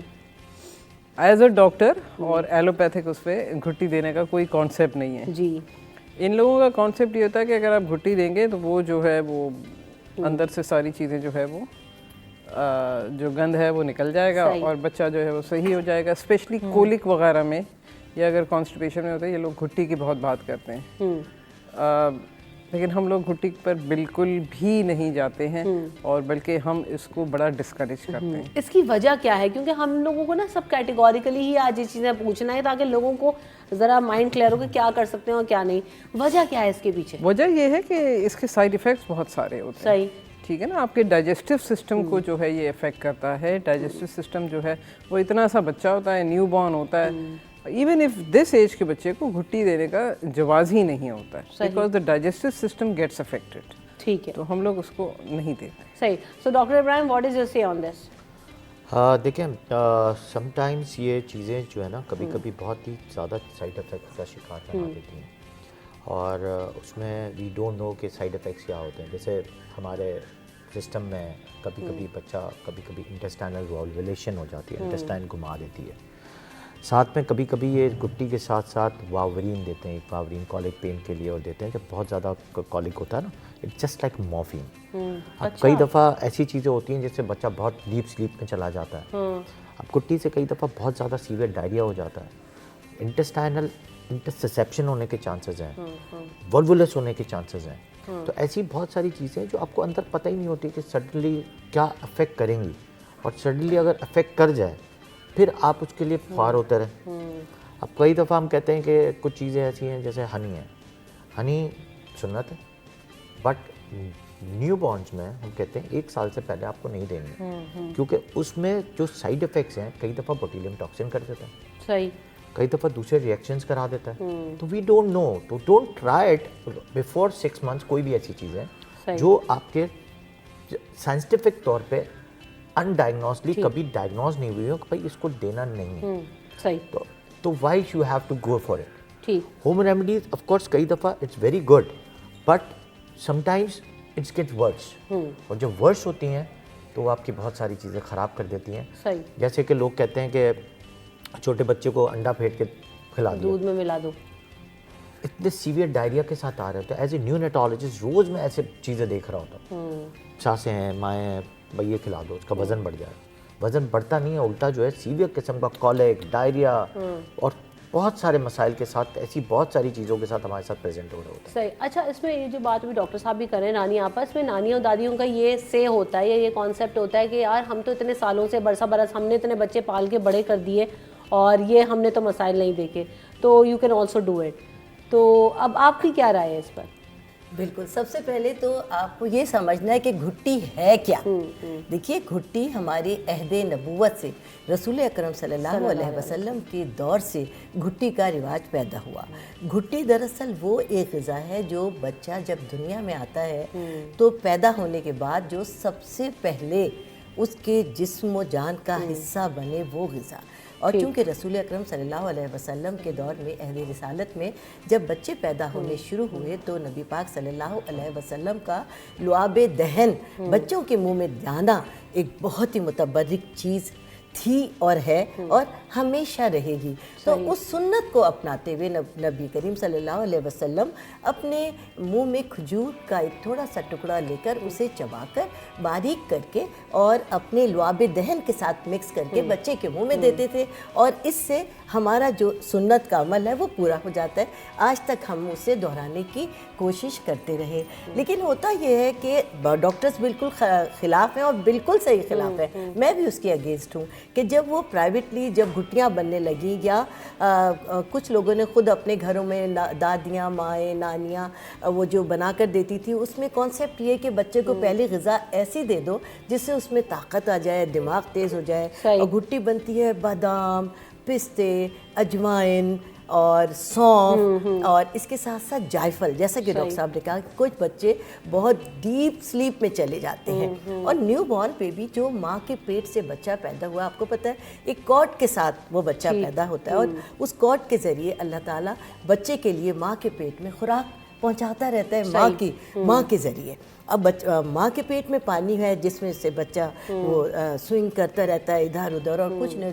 سب سے پہلے اس سسٹم کو کیا کہتے ہیں نئی دنیا میں آئے, اس سسٹم کو جب اس کارڈ کو کاٹ دیتے ہیں تو obviously گھٹی دینے کا فوری طور پہ, اب وہ قدرتی غذا تو ملنی بند ہو گئی, گھٹی دینے کا فوری مقصد یہ ہوتا ہے کہ بچہ جو ہے وہ اس کی شوگر لو نہ ہو جائے اور بچے کا جو گلوکوز ہے وہ اس کی باڈی میں مینٹین رہے, یہ مقصد ہوتا ہے. اور اس کے لیے ڈاکٹرز بالکل صحیح اگینسٹ ہیں, میں بھی اگینسٹ ہوں. جس پیٹ سے وہ نکلا ہے وہ اس کے لیے اس ماں سے جس سے اس نے پوری اس 9 مہینے میں غذا لی ہے, ماں کا دودھ اس سے بہتر اس بچے کے لیے غذا کا کام نہیں کر بالکل ایسے. یہ کالر بھی ہے ہمارے ساتھ, ان کو بھی شامل کرتے ہیں. السلام علیکم. وعلیکم السلام. کیسی ہیں؟ الحمدللہ. یحییٰ آپ بتائیے کیسے ہیں؟ اللہ کے شکر ہے, سارے مہمانوں کو سلام ہے. آج آپ نے ذرا اختلافی مسئلہ اٹھا دیا ہے, میں تو اس کے بارے میں یہ کہوں گا دیکھیے کچھ چیزیں ایسی ہوتی ہیں ڈیفینیٹلی ہمارے ڈاکٹرس کو ایکسیپٹ نہیں کرتے, بہت چیزیں کٹھن ہوں گے آئی ڈونٹ ٹو آرگیو دیتے ہیں, لیکن کچھ چیزیں کچھ ٹوٹکے ایسے ہوتے ہیں جو دیے جاتے ہیں, اس میں کوئی حرج بھی نہیں ہے, بہت سارے ڈاکٹر ایگری بھی کرتے ہیں. لیکن سوال یہ کہ دیتے کیا اصل چیز ہوتی ہے. اگر وہ چیز صحیح ہے جیسے رانی آپا نے کہا, بالکل صحیح کہا کہ ہمیں تو پتہ نہیں ہوتا کہ چیز ہم دے رہے ہیں, ہم شہد چٹا رہے ہیں, جو بھی کہہ رہے ہیں, جس چیز دے رہے ہیں وہ ہمیں پتہ ہی نہیں ہے کہ اوریجنل ہے کہ یا نقلی, یہ مسئلہ ہے. دوسرا مسئلہ یہ ہوتا ہے دیکھیں جہاں ڈاکٹر ٹوٹکوں کی بات کرتے ہیں نا, وہاں ڈاکٹر بھی جب ہاسپٹل میں بچہ پیدا ہوتا ہے وہاں بھی بچوں کو صرف آپ بچوں کو ایک پیسے بنانے کے بچوں کے ساتھ ایسی ٹریٹمنٹ دی جاتی ہے جو بچوں کے لیے خود نقصان دے. یہ بھی ایک مسئلہ ہوتا ہے جو ہم فیس کر رہے ہوتے ہیں. لیکن یہ ڈاکٹر بڑے قابل آدمی ہیں اور میں ان کو سنتا رہتا ہوں. میرا ان سے سوال یہ ان سے میرا کہنا یہ ہے کہ بات یہ کہ جو یہ ہمارے بہت ساری چیزیں اویئرنیس ابھی ہمیں کریٹ ہوئی ہے نا, پہلے ہمیں نہیں پتا ہوتی, تو اب زیادہ اویئرنیس ہے. تو اب اس کو بجائے اس کے ہم اس کو اختلاف بنائیں گے, اس سے اویئرنیس کریٹ کریں. اگر آپ سے کوئی آرگیو کر رہا ہوتا ہے, جیسے کوئی آرگیومنٹ ہو رہی ہوتا ہے, ماں کہہ رہی ہے یہ نہیں کرو, نانی کہہ رہی ہے یہ کرو, دادی کہہ رہی ہے یہ کرو, تو اس میں بڑا مسئلہ ہو جاتا ہے. تو how to face that argument, and ہم کس طرح اس کو آرگیومنٹ فیس کریں گے تاکہ ان کی جو ہماری ریسپیکٹ بھی خراب نہ ہو, ہم ان کو آرگیو بھی کر سکیں. بالکل بہت ویلڈ بات ہے, سمجھ میں بھی نہیں آ رہا ہوتا اس وقت, اور بالکل ایک مدر بھی ایک الگ ہی فیز میں ہو رہی ہوتی ہے, ایموشنل اسٹریس بھی بہت زیادہ چیزیں ہو رہی ہوتی ہیں پوسٹ مارٹم میں. تو آپ کچھ بات کہتے ہیں وہ کسی طرح سے کچھ اور پروجیکٹ ہو جاتی ہے, آپ کو کوئی بات کہہ دے تو بہت زیادہ ہٹ اور ٹریگر کر جاتی ہے. تو اس پہ بھی بات کریں گے یحییٰ, لیکن یہاں پر بریک لے لیتے ہیں, بریک کے بعد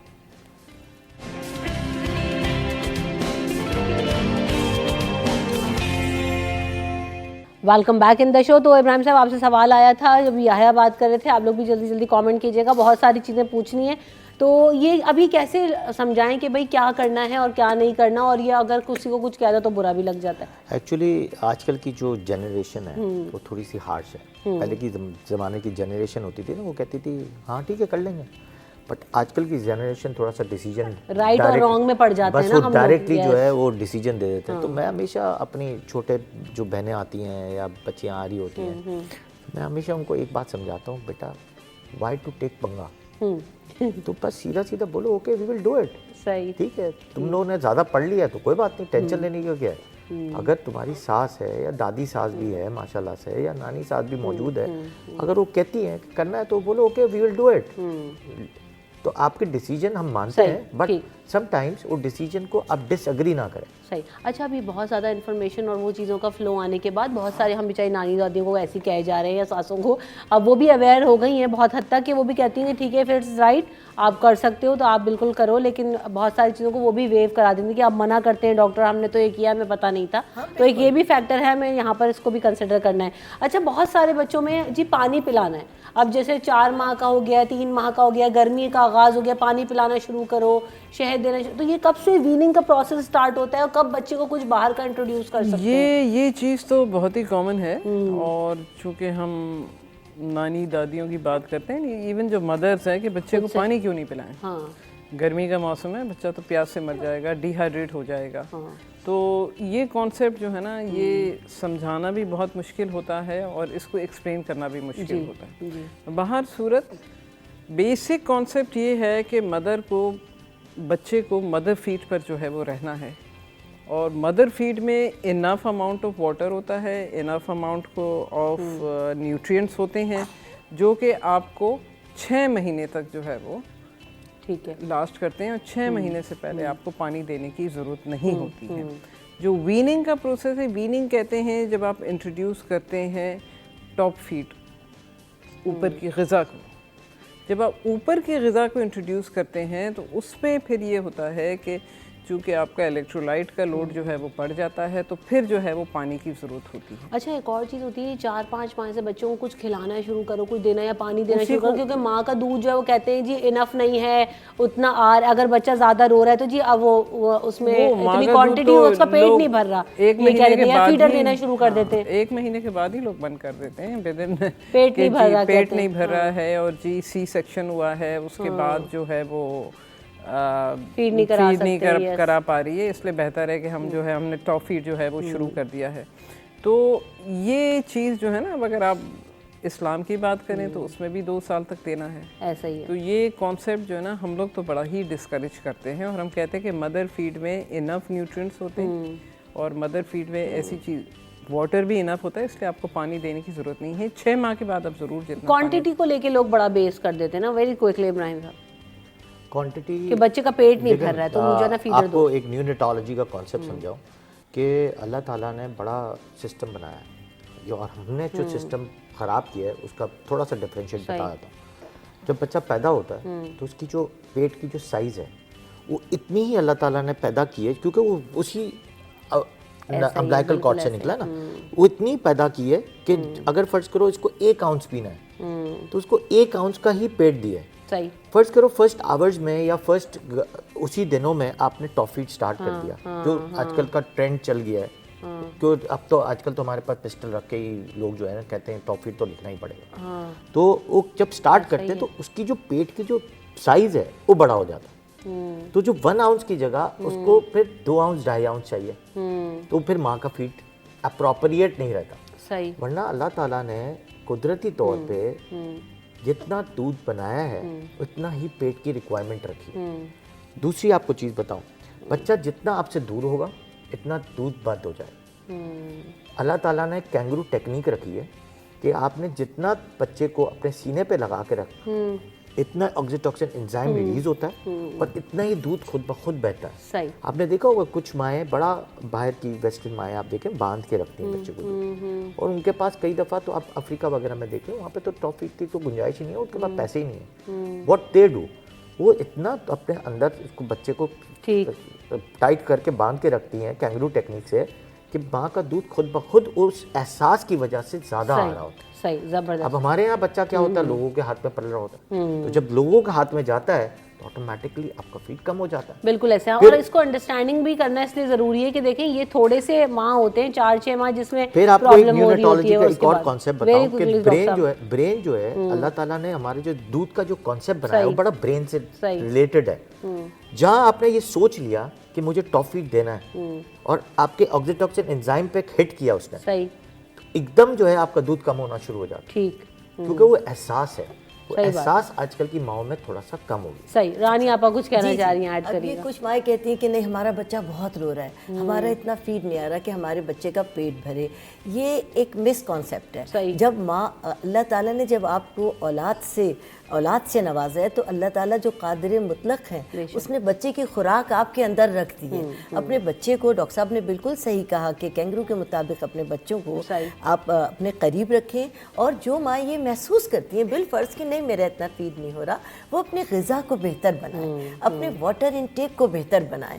وہ جو ہمارا ٹاپ ملک ہے بجائے بچے کو دینے کے وہ خود پینا شروع کر دیں, تو اللہ کے فضل سے آپ کو خود اندازہ ہو جائے گا کہ سم ٹائم ماؤں کا پیٹ بہتا ہے. وہ اسی لیے بہتا ہے کہ وہ آپ کے بچے کی غذا ہے, آپ اسے کیوں بھوکا رکھ رہی ہیں, کیوں دور رکھ رہی ہیں, دیتے رہیے. اور اللہ جو قادر مطلق ہیں کبھی آپ کے بچے کو بھوکا نہیں رکھیں گے, اور آپ کے دودھ سے بہتر کوئی اور خوراک سب سے اچھا امیونٹی بوسٹر ہے جو کہ آپ بچوں کو جو ہے نا صحت مند اور ہیلدی رکھتا ہے. ٹاپ فیڈ لے کے بچے بہت موٹے کٹو سے تو ہو جاتے ہیں, لیکن وہ بہت ساری پرابلمس کا شکار رہتے ہیں. ڈاکٹر صاحب مجھے یہ بھی بتائیے گا کہ لوگ کہتے ہیں جی اب اس بچے کو جی ہم تو 4-5 مہینے تک باندھ کے رکھو جی, چادروں میں لپیٹ کے. کچھ ڈاکٹرز اس کے اگینسٹ ہیں. ڈاکٹرز کہتے ہیں جی بچہ اب دنیا میں آ گیا ہے, اب اس نے اس انوائرمنٹ سے ایکسپوز ہونا ہے, تو اب جو ہے وہ آپ اس کو اس سے انوائرمنٹ میں انڈلج کرنے کی کوشش کریں. تو کیا ہے اس بارے میں آپ لوگوں کی رائے؟ نہیں, ہماری تو یہی رائے ہے کہ بچہ جس طرح آپ نے کہا دنیا میں آ گیا ہے, کیپ دا چائلڈ فری, تاکہ یہ ہے کہ وہ اس کے ہاتھ پیر بھی موو کریں, وہ انوائرمنٹ سے جو ہے وہ یوز ٹو بھی ہو, اور اس کی جو ریفلیکسز ہوں وہ ڈیولپ ہوں. اگر ہاتھ پیر موو کرے گا تو اس کو برین میں جو ہے وہ امپلسز جائے گی, اس کی برین کی ڈیولپمنٹ, جو بچے کی ڈیولپمنٹ ہوتی ہے وہ فرسٹ 5 ایئرز میں یا فرسٹ ایئر میں سب سے زیادہ ہوتی ہے. اگر آپ باندھ کر رکھیں گے تو جس طرح اس کا ذہن بھی چھوٹا رہ جائے گا, اس کی موومنٹس جو ہے وہ افیکٹڈ ہو جائے گی. اچھا, ذہن چھوٹا, بہت امپورٹنٹ چیز ہے یہ والی بات کہ جی سر بنانا ہے. اب یہ کیا ہے, یہ کرنا ہے نہیں کرنا پتہ نہیں مجھے. بیسکلی یہ سر بنانے کا کانسیپٹ بھی ہمارے یہاں بڑا ٹریڈیشنل ہوتا ہے, کیونکہ کچھ بچے جو ہے ڈیورنگ ڈیلیوری جو ہے وہ پریشر زیادہ ہوتا ہے, تو بچوں کے سر جو ہے وہ تھوڑے سے جو ہے وہ ٹھیک ہے لمبے ہو جاتے ہیں, یا پیچھے سے جو ہے وہ تھوڑے سے وہ کرتے ہیں, اور بچوں کی بونز ہوتی ہیں بڑی سافٹ. تو اس میں پھر یہ ہے کہ مائیں وغیرہ جو ہیں وہ بچوں کے سر جو ہے وہ بنانے کی کوشش کرتی ہیں. دا پوائنٹ اس کہ اگر آپ تکیہ جو ہے وہ صحیح طریقے سے رکھیں تو بچے کا سر خود ہی جو ہے وہ مولڈ ہو جائے گا. ایسا نہ ہو کہ سر بنانے کے چکر میں جو ہے وہ آپ جو ہے وہ بچے کے سر کو جو ہے وہ فریکچر کر دیں, اس کی اسکل کو جو ہے وہ اس پر جو ہے اپنا ہاتھ رکھ کر جو ہے وہ اس کو ڈیمیج کر دیں. یہ ایک نیچرل پروسیس ہے, وہ خود ہی جو ہے وہ مولڈ ہو جائے. ٹھیک ہے, تو thank you so much doctor صاحب. وقت میرے پاس ختم ہو گیا. سوال تو ایسے ہیں کہ ختم ہی نہیں ہوں گے, اور یقیناً ہم جو ہے وہ پوچھتے بھی رہیں گے, اور ہان کا بھی جو ہے وہ بس ہو گیا ہے. تو یہاں پر آپ لوگوں سے اجازت چاہیں گے. Thank you so much for every one for coming in this show and having a very good discussion. یہاں پر رمشا قمر اور ٹیم کو دیجیے اجازت. اپنا خیال رکھیے گا. اللہ نے کے بعد.